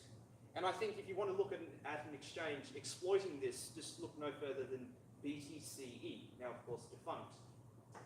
In fact, it was reported that BTCE was responsible for the washing of 95% of all ransomware payments made since the start of 2014. So that just tells you that, what an offshore exchange can do. But in response to the no argument, I have these two things in reply. So the first things first, the pseudonymity or anonymity, at least in the peer-to-peer context, is at best imperfect. Let's break it down. Firstly, with Bitcoin and similar cryptocurrencies. Cryptocurrencies with public blockchains. You have public, largely tamper-proof financial evidence that anybody can see. You don't need a search warrant to query the database. You can just log on to Wallet Explorer or Block Explorer and job done. Also, sure, you only see addresses, you don't see names. But hey, you can combine on-chain information with stuff off-chain, like, a criminal, one way they caught the dude behind Silk Road was that he basically used his real email address in a Bitcoin forum, and the feds connected the dots to a crypto address, and they thought, okay, we can leverage this. And there are also heuristics out there that have been vetted in the literature, talking about how you can, perform address clustering. That, if you have a ton of addresses transacting at basically the same time and sending it to, say, one central party, there's a big chance that those addresses are owned by the same person. This is, of course, in the context of one transaction. And of course, this leads on to the fact that blockchain forensics is a real thing. The feds have gotten much smarter since the time they took down the Silk Road. You can actually get specialized software that automates the forensics process from companies like the Blockchain Intelligence Group, Chainalysis, and Elliptic. And so that essentially means that the KYC pillar is not entirely eroded by crypto land. The fact that, you can move to identify people and effectively monitor their transactions, which are, of course, public. Now, you may be wondering why I've put privacy coins here. And I wanted the same thing when I was doing my research. Because, yes, by default, you have access to tools and Zcash and Monero to cloak your identity and cloak your transactions. The only thing is that a lot of users of privacy coins don't use them. In fact, a paper from, I think it was University College London researchers found that less than 15% of Zcash transactions are actually private because users don't interact with the main anonymizing feature of Zcash, the so-called shielded pool. With Monero, now Monero is, cute because it has a native mixer that you can leverage to, confuse investigators. But again, that isn't used by people transacting. And sure, you may be thinking, but a criminal surely won't be that stupid. There's a chance the criminal won't be. But the way these protocols are designed is that if somebody does not, use the proper encryption or what have you to protect their identity, to protect their privacy, there's a cascade effect of decreased privacy across every hop of people that original careless user is transacting with. So there's a real chance that a criminal, a self-respecting criminal, would have his or her operational secrecy blown because some Joe or Jane earlier on didn't cloak their transactions properly using what was available. So that again goes to show that, again, the KYC pillar and by extension the transaction monitoring pillar of what we call AML, they're not entirely hit for six. Moving on to the second limb of my argument, the fact that criminals love fiat currencies way, way more. They generate their criminal proceeds in fiat way, way more. Let me give you some numbers. So in 2011, the United Nations Office on Drugs and Crime, they put out what I call a landmark report, where they thought, okay, let's look at various estimates from the IMF, from national governments, and from our own people, and figure out, okay, how much criminal finance is out there waiting to be laundered? So just raw proceeds from any predicate offence, any underlying offence. So they said, based on 2009 GDP figures, we think that figure is 1.6 trillion US dollars. And obviously these figures don't consider Bitcoin because the report came out in 2011. You've got, 2009 GDP. Bitcoin was only launched in 2009. So I looked, for a bit of contrast, I looked at the market cap of all cryptos the other day on coinmarketcap.com, and the figure comes out at under 139 billion US dollars. So that just tells, you that, criminals prefer fiat currencies in general over crypto. But then again, why am I giving you those numbers? Because law enforcement has observed over years that if a criminal is generating their proceeds, say, in cash, they are more likely to use cash to launder that money. They won't go to the effort, unless they absolutely have to use cryptocurrencies to launder their money. And let me give you another stat. That same UN report estimated that we seized 0.2% of all criminal finance worldwide in 2011. So that just tells you how effective existing ways to launder money are. Why would a criminal use crypto when you can use cash? You can use, no offense to the lawyers in this room, lawyers, accountants, remitters, international trade, existing channels, right? So that underlines the fact that the financial crime risk, the quantum of risk stemming from crypto is overstated by the camp that says no, conventional AML is hit for 6. And also, the fact that criminals don't use fiat that much relative to crypto, it also suggests an interesting inference. The fact that they will start out in fiat, and if they want to get into crypto, they have to go through a gatekeeper, an exchange, or an exchanger. They can go through a legit exchange and they can go through an institution, rather, or they can go through somebody sitting on localbitcoins.org or in the dark web. Either way, it's a centralized party that is already regulated by AML law here, the EU, US, Japan, a couple of other countries. That is a reporting entity. It is required to assess risks of customers, identify them, monitor their transactions. So that makes the criminal quite vulnerable to detection. Also, sure, you may be thinking, but Ravi, you have people like BTCE or people on the dark web who just don't care. Well, that's fine. There are people you can serve with a search warrant. People you can make cooperating witnesses to flip on the criminal who's trying to use them to launder their money. So then again, the criminal has to go through a choke point, a centralized entity that can be either regulated or subjected to the processes of the criminal law. So these factors come together. Oh, sorry, just before that, I just want to add another insight from the Homeland Security Investigations Division of US DHS. They found that, based on their own successes last year, that criminals using crypto are most vulnerable to detection at the placement phase when they are going through these choke points. So then again, increase risk versus the benefit for a criminal when using crypto. Okay, so I'm not sure if y'all can read this, but I've shown you this diagram not to confuse you with dotted lines, but to show you how my thesis fits within the literature. So, yes? So, what about using transfer level protection for criminals for things like Tor and stuff like that? Do you think that adds difference to that?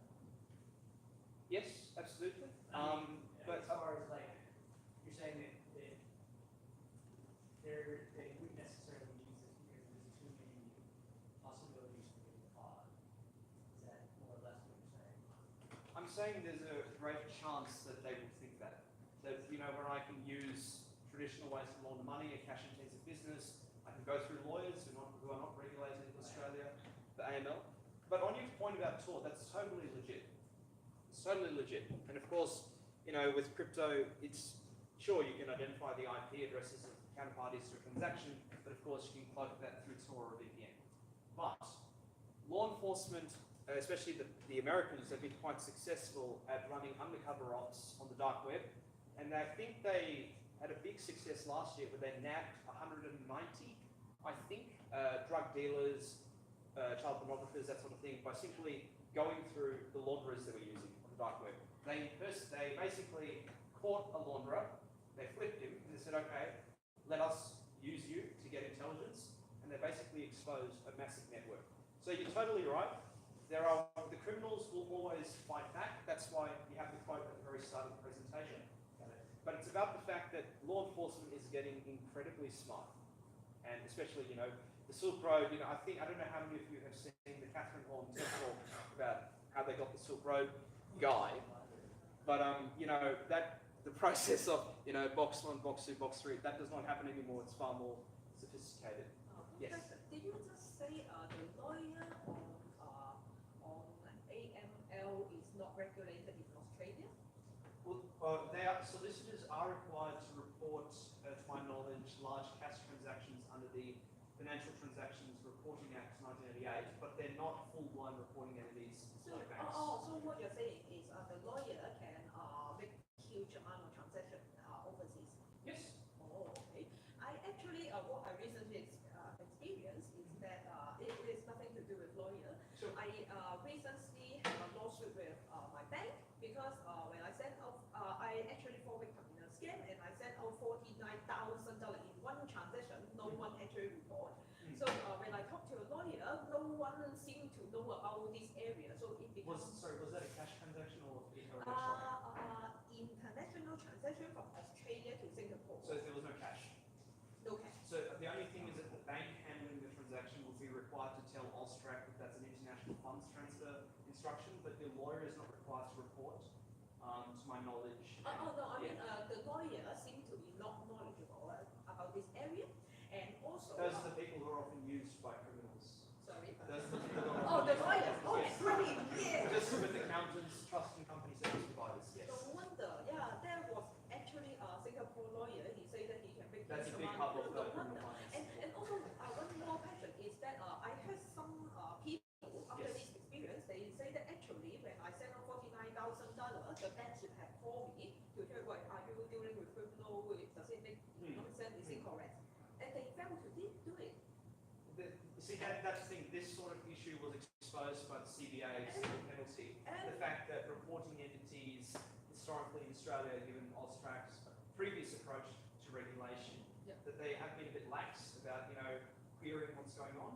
Okay. Obviously, given the amount of money you were sending to a jurisdiction that is known for being a hub for criminal finance, I'm surprised they didn't ask you, but yeah, they're meant to. Obviously, they have a threshold of things to necessitate a report. Yep. But And now I'm showing them why did they not fact me? Why do they not remind me it is likely to be a crime? And also talk about extract. You know what? When I report this crime to them, this issue, why do my bank not fact to me? Why do they not report to you? They say that okay, sounds like there is some problem. We will look into your particular case. However, we are under current regulation. We are not, Austria are not allowed to inform you the final outcome. We are not allowed to inform the court on the final outcome. We are also not allowed to inform the banking regulator. So now the regulator who is responsible to determine whether the bank have branches are not allowed us to speak, and now the other regulator who is able to determine the compensation to me are not allowed to get the results. If I can stop you right there, what your issue is with the secrecy in the process. Now, with AML, there is a ton of secrecy. There is a provision, there is actually a criminal offence created by the AML CTF Act of tipping off, whereby if your bank suspects that you are associated with money laundering, terrorism financing, or other range of offences, they can only tell Austrac that you are sus. They can't tell you, they can't tell anybody else, otherwise they're creating, otherwise they're committing a criminal offence. Yeah, that's all I right. think that's why there would have been an issue. But now the problem is that even Austria cannot tell me cannot tell the regulator, cannot tell the tribunal whether my bank have actually found the anti-money laundering law or not. I tell you what, why don't you grab it? The Austria? Seriously, grab it Austrac. So Austria or what? Man, I'm so sorry. I've got hungry people here. Why don't you grab me at the lunch break? I'm sure you have legitimate grievances. Let me get back to you. Okay, sure. Thank you. Jonathan, did you have a question? I was just going to explain, there are international standards in regards to that question. Internationally, the regulators who work with the KYC, and that's different in every jurisdiction, but working towards certain minimum standards. Yep. Australia has certain points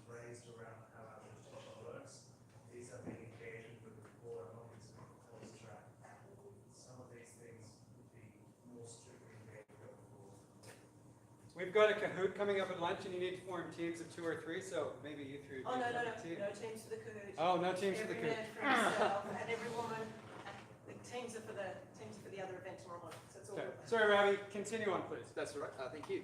So, yeah, I've brought up this diagram to show you how my thesis fits within the regulatory literature. So, of course, we've all heard about centralized exchanges. Type A is what I call crypto to fiat. Type B is crypto to crypto. These people are regulated to varying degrees in Australia, the US, the EU.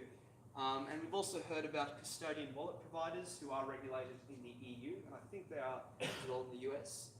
But my thesis, of course, talks about them and agrees with the underlying policy rationale for that regulation. But I want to talk to you about the other entities my thesis talks about, the people circled in black, the people who haven't received as much attention from a regulatory point of view, from the law, from policymakers, that sort of thing. So we're going to go through each of them. Certain categories of participants in decentralized exchanges, or DEXs, the manufacturers of so-called hardware wallets, and the operators of cryptocurrency mining pools. So let's get into that. This is the part of the presentation that talks about, okay, we've found that AML regimes are not entirely hit for 6, so how can they apply? Okay, so firstly, decentralized exchanges, or DEXs. So DEXs are interesting because, as the name suggests, there is no centralized operator who can be regulated as a reporting entity. You've just got a smart contract that's running on, say, Ethereum, or running on its own native protocol that does the custody, that does the facilitation of the trade. So who do you regulate? Well, remember what I said about AML regulation being about targeting financial hubs. So often, not often, at times, the DEX protocol will help you by creating financial hubs. Let me give you an example. Who here has heard of the DEX called 0x? Awesome. So, 0x is a protocol that creates a role for a type of entity called a relayer. What is a relayer? A relayer is essentially an entity that functions as a bulletin board in the network for facilitating, for bringing counterparties together to do a trade. So I'm thinking, let's not make relayers, full-blown reporting entities, but let's at least mandate that if you're a relayer in the DEX, in the 0x ecosystem, you are required to perform KYC on the people who interact with you, people whose transactions you facilitate. Stevie talked about this with trusted digital identity, and that is absolutely crucial for AML, especially in the DEX context. So that's one way you can do it, going after financial hubs that the protocol itself creates. Another way to do it is by going after the developers. Again, don't make them full-blown reporting entities because they're not financial institutions. What you do is you mandate that thou shalt not create a DEX unless you provide a way to onboard your customers, the people who lift their wallets with your DEX to trade, unless you basically perform KYC on them using trusted digital identity solutions. Unless you've put in a control that monitors everybody's transactions to screen for suspicious matters. And a great case study for how developers can do this, for especially trusted digital identity, is the AirSwap DEX for over-the-counter trades. What they are doing, they actually rolled this out, I think in the middle of last year. They use a KYC solution that is built on the Ethereum blockchain to onboard securely all of their over-the-counter traders before they're allowed to trade. And we will talk a bit about this at the end, but this is, of course, where RegTech businesses really have a role to play in developing the controls that provide compliance for DEXs. Okay, so now let's talk about hardware wallet manufacturers. So, a cryptocurrency wallet is a device or a service that stores the underlying cryptographic private keys for your addresses. A hardware wallet is a physical device that does that. Some models look like a USB stick with a screen and a couple of buttons. So I think they're quite analogous to what we see as gift cards, or what the industry calls, the AML industry calls, open loop stored value cards. An example of an open loop stored value card is the MasterCard Cash Passport. They're called open loop because having loaded value onto them, you can use these cards internationally, often internationally because the underlying payment network is global. You can redeem the value stored on them in cash offshore. You can use them, at a variety of outlets and merchants all over the world. And open loop stored value cards have especially been identified for years as posing high money laundering risk. A great case study is, I live near King's Cross, so I'll use myself as an example. I make a ton of money from a cocaine deal. So what I do is I have a lot of cash. I buy a ton of stored value cards. I load them up with value, value from the deal, and I mail them. I smuggle them through the mail to my accomplice who is, say, in Latin America. And given, let's say I pick the right open loop stored value card, my accomplice can redeem the value stored on that card in cash in Latin America. So the reason I think hardware wallets are similar to open loop stored value cards is because with a hardware wallet, you can of course hand over the value stored on the device substantively to your counterparty by handing over the device. You can basically perform international transactions underpinned by, of course, cryptocurrencies, blockchain technology, by plugging the device into your computer and away you go. And also note that the issuance of stored value cards in Australia, obviously above certain monetary thresholds, I believe it's $1,000 if you can redeem the value in cash, $5,000 if you can't. That issuance is regulated in Australia under AML law. So those issuers are reporting entities. So hardware wallet manufacturers aren't regulated for AML purposes. So I say, why don't we regulate them in a similar way to those issuers? So I came up with a new service that is regulated, selling a hardware wallet to a person. And for KYC purposes, the customer of this service is the person who buys the device from, say, KeepKey or Trezor. And with the help of the champion that is Stevie Giassi, I came up with this definition of a hardware wallet that can be plugged into Section 5 of our AML laws. Basically, again, the clincher, all it is, it's storing cryptographic keys, and I put paragraph C in to ensure that it complies with existing law that already excludes what would be a hardware wallet from the definition of a stored value card. So how would we regulate manufacturers? What obligations are we talking about? Well, of course, AML risk assessment, a compliance program, that sort of thing. Knowing their customers, who roll up to them to buy a hardware wallet. If the customer pays with fiat, I recommend that you log any international funds transfers, that you log any suspicious transactions, but of course don't make them report large cash transactions because often they don't take cash. And the reason I say we go after hardware wallets, apart from the analogy between a stored value card and a hardware wallet, is because these people are likely to become financial hubs within cryptocurrency ecosystems.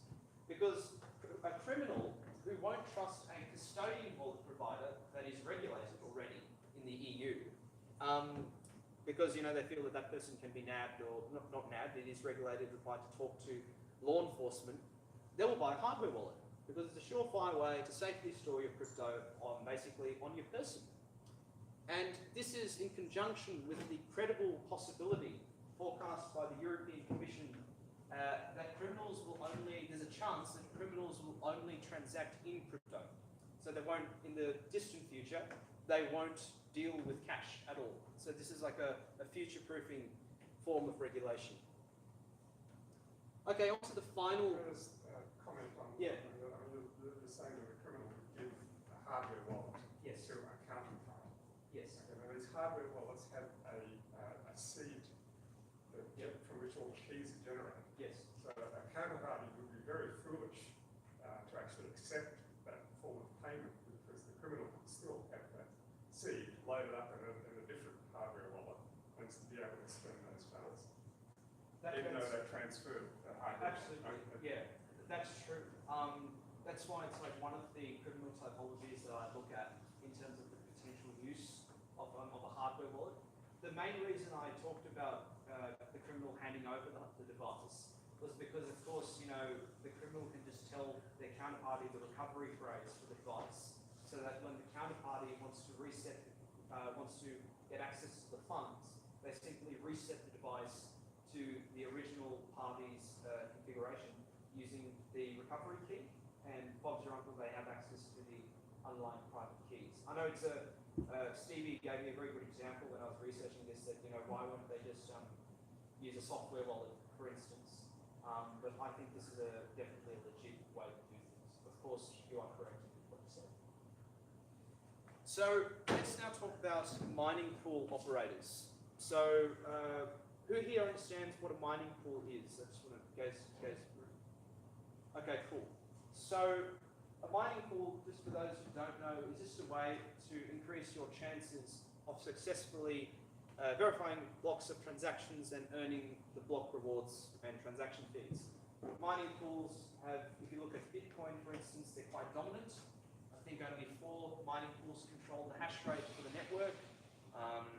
And yeah, they are becoming, if not already, financial hubs within, if you look at Bitcoin, the Bitcoin ecosystem.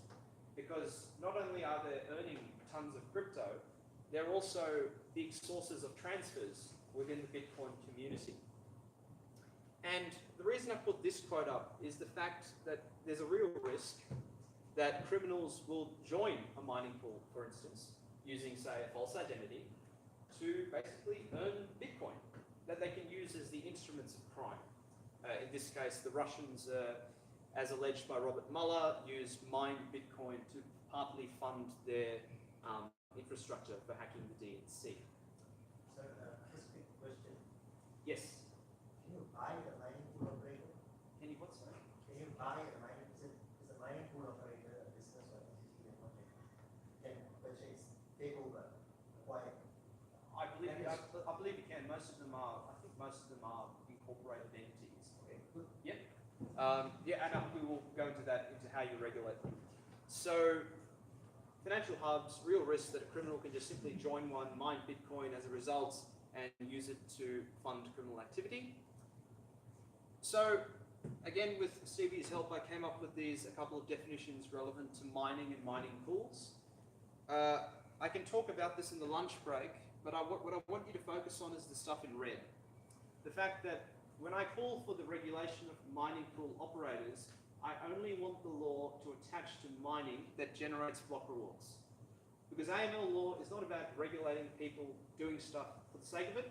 It's about regulating people moving value around. And that's what this definition of mining respects. And thus here we have, create a new designated service because mining pool operators are not regulated for AML purposes. So you basically have to create a new service that they are doing, operating a virtual currency mining pool of which a person is a member. For customer due diligence purposes, the member is the customer. And of course, again, the link between earning a block reward and mining that is regulated.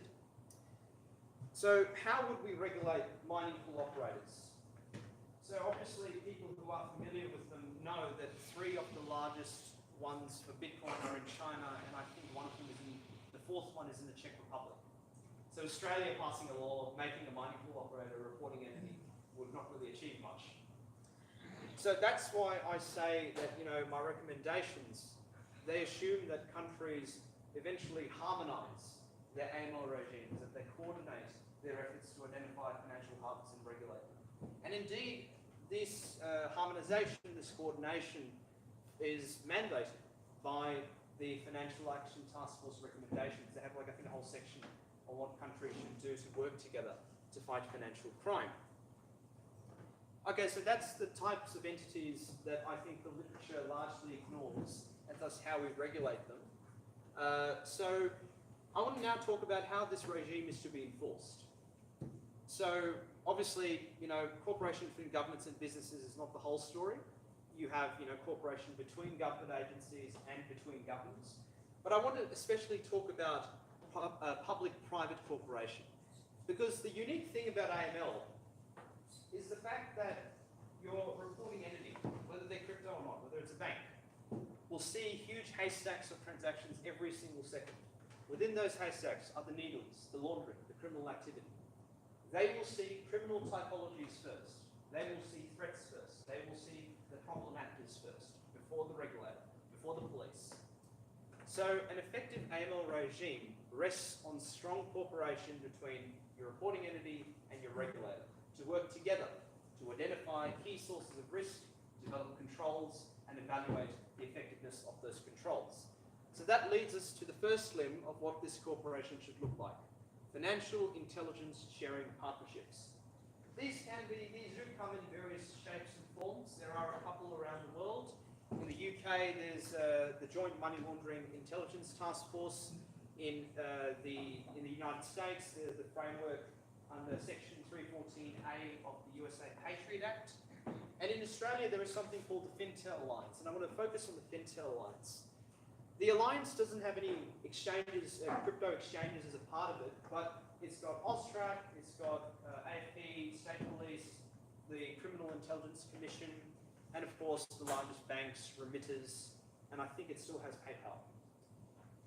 What this alliance does so amazingly is that, apart from, of course, banging their heads together to develop, new tech to fight financial crime, they literally sit down in the same room, police, bank, AUSTRAC, whatever, to develop actionable real-time intelligence that can be disseminated to law enforcement agencies to help bust a massive shipment of meth or stop the next attack. The fact that, again, you pull your data sources together, you work together to identify what is a real risk, and thus you develop a way to tackle it. So that's why I think FIS partnerships are a great way to do this. And finally, there's RegTech. The fact that, reporting entities, especially the broader cryptocurrency sector, must work with the government to make compliance more efficient. A common bugbear we hear among AML practitioners is how much compliance costs. Thomson Reuters did a survey last year of a bunch of multinationals, and they reported that they spent $1.28 trillion spending, so they spent that much on fighting financial crime. So RegTech is a big part of making that process more efficient. Of course, trusted digital identity, we've talked about that today. The fact that, you don't need 3 banks to perform KYC their own 3 different ways on the same person, when you can have, say, just a non-fungible token sitting on the Ethereum blockchain that says this person's vetted, this person's low risk, don't worry about them as much. There's the RegTech businesses that develop future AI algorithms to help identify suspicious transactions.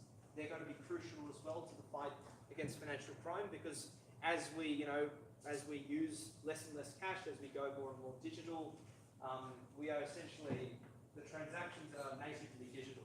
So you have tons of data, big data sets of transaction information that I don't think any human can crunch on their own. And one final thing I want to talk about with regards to RegTech is, of course, education. The fact that cryptocurrency businesses, blockchain forensics businesses are the people who know the most about how these things work. And they especially have to work with government to educate government about how this works. What are the key risks? How can this particular technology be abused for criminal purposes? And this is where I want to talk about the cryptocurrency, the Certified Cryptocurrency Investigator credential. So one of my contacts in the US is a lady who is a director of the Blockchain Intelligence Group. They're a major blockchain forensics company that do work with law enforcement both in the US and around the world. And they, of course, work with regulated exchanges. And they are the first to develop a credential that law enforcement officers, that compliance people can earn to basically gain an understanding of cryptocurrency, to gain an understanding of the AML regulation, and to get an understanding of the sources of risk and how to fight them. And it would be great if regulators, if members of regulators, members of compliance teams go through to earn the CCI credential, because it essentially, they're put through a coherent, well-paced process about what the sources of risk are, how does this all work, and how to control those sources of risk. And And if you guys and gals want to learn more about it, just grab me at the lunch break. So we've gone through, whether we can regulate cryptocurrency ecosystem using what we have in terms of law. We've gone through what that law should look like, and we've gone through how that law should be enforced. So thank you so much for listening. Ask me anything. Thank you.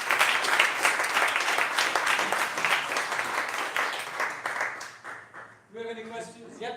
Jonathan. Question for the more of a societal one. Yep. One of the earlier speakers was talking about the idea that you need a really big stick, something to create an emotional phase shift, to scare people into doing something. Yep. Simultaneously, multiple people have mentioned the idea of a KYC token and the idea that you can have a centralized token. And the issue with this is that the liability regime for KYC is very onerous. It's deliberately very onerous Yep. on every single person. Yes. So you catch each person in case one starts up. So if you have a centralized token, how would that liability regime work under your anticipated thinking? Because you've effectively given them a free pass from liability, which is what drives them to actually do something in the space, which is why they work together. So could you say that again? Like, did you say a centralized So in token? terms of having a KYC token of any sort, which people could rely on, because they keep checking where hashes is already on the system, Yeah. that would mean that they wouldn't have to go through the full process of identification themselves. Yes. The full process is where the benefits are obtained in some people's view. Yes. So if there was some sort of centralized system, putting aside political issues, wouldn't you be therefore losing the benefit that causes them to want to work together, that causes them to actually do this properly, because there isn't a big enough stick to scare them to actually do it again and again? The fact that they can just push all the risk over to the person who gets Yes. to get the token. You get the customer service stuff. Yeah. Well, that's why I think, again, if we go back to RegTech, the people who develop the token, who develop the processes for vetting customers before they can earn the token, they're going to be absolutely crucial. Perhaps the banks could develop their own token that they all work together on as a consortium, or perhaps they could work with the RegTechs like Bron ID and Hopska to develop that token. I believe Barclays Bank a few years ago successfully trialled a decentralized KYC register. You are correct that they're just shuttling all the risk away to the people who are doing the initial vetting. But I guess perhaps it's the fact that if you're in Australia at least, the fact that AUSTRAC is taking an increasingly aggressive approach to enforcement, that the banks would think twice before trying to adopt a lax attitude that we'll just rely on the startup to vet our customers and say, we're innovative, we're going to use that startup rather than doing things our way. I don't think you necessarily you still have a centralized party giving verification. It's more about having reportability and because you own that verification. Yes. So Yeah. you can still move across again different services. Yep. It doesn't matter whether you own something goes wrong with ANZ stuff. Yeah, that's fine. So that doesn't change. And so ANZ might go from like KYC, and it'll be a smart contract that they've signed a transaction. And you have different properties to say that this person is valid for the next 6 months and things like that. They're not going to use the service to say Westpac. It's still ANZ that's giving me that, but now that it's not siloed in a centralized database. And Yeah, I would say your example, Westpac and Verizon, Westpac is their box as well. yes, there's nothing really changed. It's just more that we have this, again, it's unlocking from the silo. It's now self-sovereign and it's more flexible and can be verified by other parties. Of course, it actually comes strong because you have one KYC, I guess, point as that person's identity as well. You can pull data from all types of third parties. Including the banks. Having it in the person's possession as opposed to again, a centralized entity being fully responsible. So everyone's still got the same, responsibilities. They can still trace back to ANZ, but it's just more that it becomes self-sovereign and everything can become important. But also once open banking comes in, we'll be able to control pushing the notification via our bank, our approved deposit taking institutions registered with open banking, and we can just push that data through to only enhance whatever the identity proof is that you've just done. This is also the reason it hasn't come out because the banks are called. Well, some of the banks have already adopted open banking. Yes, but not to. No, that's right. No, that's right. Yeah. And of course, about Stevie talked about the fact that you go from institution to institution as a customer. Like, there's nothing to say that you can't design a token that if the bank, if the ANZ verified customer, let's say, goes to Westpac and starts doing suspicious stuff, there's nothing to say that the system doesn't allow Westpac to put out a message to the network that says, generate a new token with this modified policy that this person is higher risk because of XYZ quality plus the underlying token. You can just issue a new one and just say to the network the old one is invalid. This is the more updated one. Yes? I agree with your assessment of governments need to harmonise that to a conclusion, but if I may play devil's advocate, Yep. you said you looked at email, Financial Crimes Act, and how, can I just ask, and when you propose something about, regulating hardware and indexes, as part of the thesis, did you also look at Cyber Crimes Act and to really be the devil's advocate? What is it in that kind of regulation that doesn't already account for it? Why do you put more regulation for a specific AML KYC when the underlying blueprint actually might not look like a AML KYC verification problem, for example? It might actually look more like this sort of cyber security problem. Yeah. So did you take that into account in your I did. See, my thesis was not a Sydney Law School thesis. It was a University of Sydney Business School thesis. It was in business law, and the thing I had to be very careful about was I didn't want this to turn into a policing or a national security based thesis.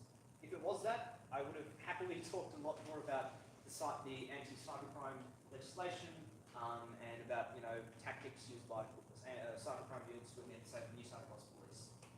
Now, you make a valid point that I'm assuming the cybercrime legislation, you would know more about this than me, would cover the fact that you don't build something that can be used to facilitate criminal activity, and I respect that. That's why I restrict my policy recommendations to AML type stuff, because I feel that we need cybercrime legislation, but I think that that's more directed at cybercrime, hacking, rather than or identity fraud, whatever. It's not specifically directed at knowing your customer, monitoring their transactions, financial stuff, and even with mining pool operators, I think that they should be required to vet their customers, using trust visual identity to identify where their customers are located, that sort of thing. I don't think that sort of stuff would be covered by the cybercrime provisions of the criminal code. But you were going to say something? Yeah, I just want you to rethink it a little bit, and it's just more people for the audience as well. Yeah. Because a heart surgeon will see problems from a heart surgeon will see it as a heart surgery problem, and a dentist will see it as a bacterial infection problem. But we've got to actually step back and assess the whole patient. Yes. And the thing is, just focusing on AML and financial crimes may be a little optima, because it's a different technological arms at the moment, and if you're trying to jump, for example, to increase old example everyone knows, Yeah. you can bypass telephone towers by just using that's what Skype is. Or use a satellite phone. Or you can use a satellite phone if you don't want to use it. Sure, right. So my point is, there's a technological arms race. Absolutely. You bypass, Yeah. your framing of it. Yes. And to your point of it's moving to the direction of sovereign, that's actually a hardware and cybersecurity problem, because it's very easy to create algorithms now and viruses that make everyone a criminal extension, because of the security issues. So, that is the process of cyber.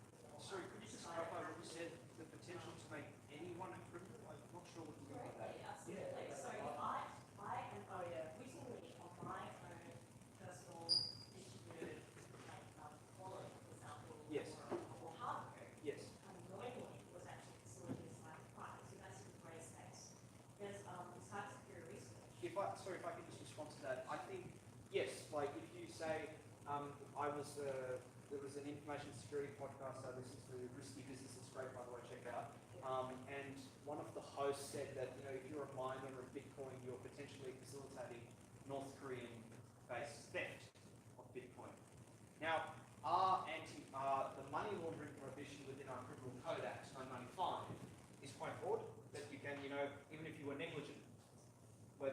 you were handling the proceeds of crime or facilitating that, you know, under accessorial liability, yes, there is an argument, there's always an argument that you would be caught. But I think that's where prosecutorial discretion comes into play.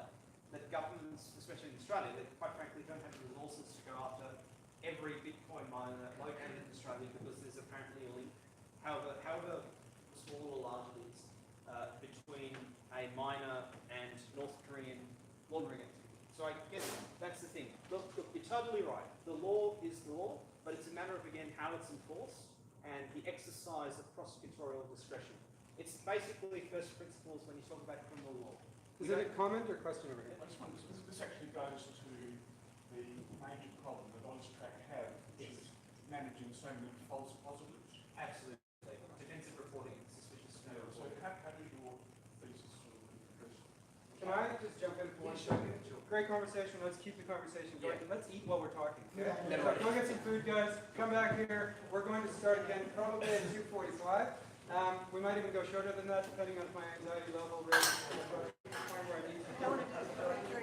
We can do a bit during lunch, but let's get them over there. All right.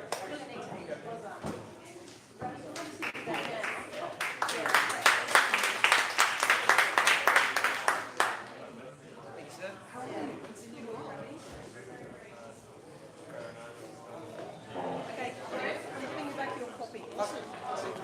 No, thank you.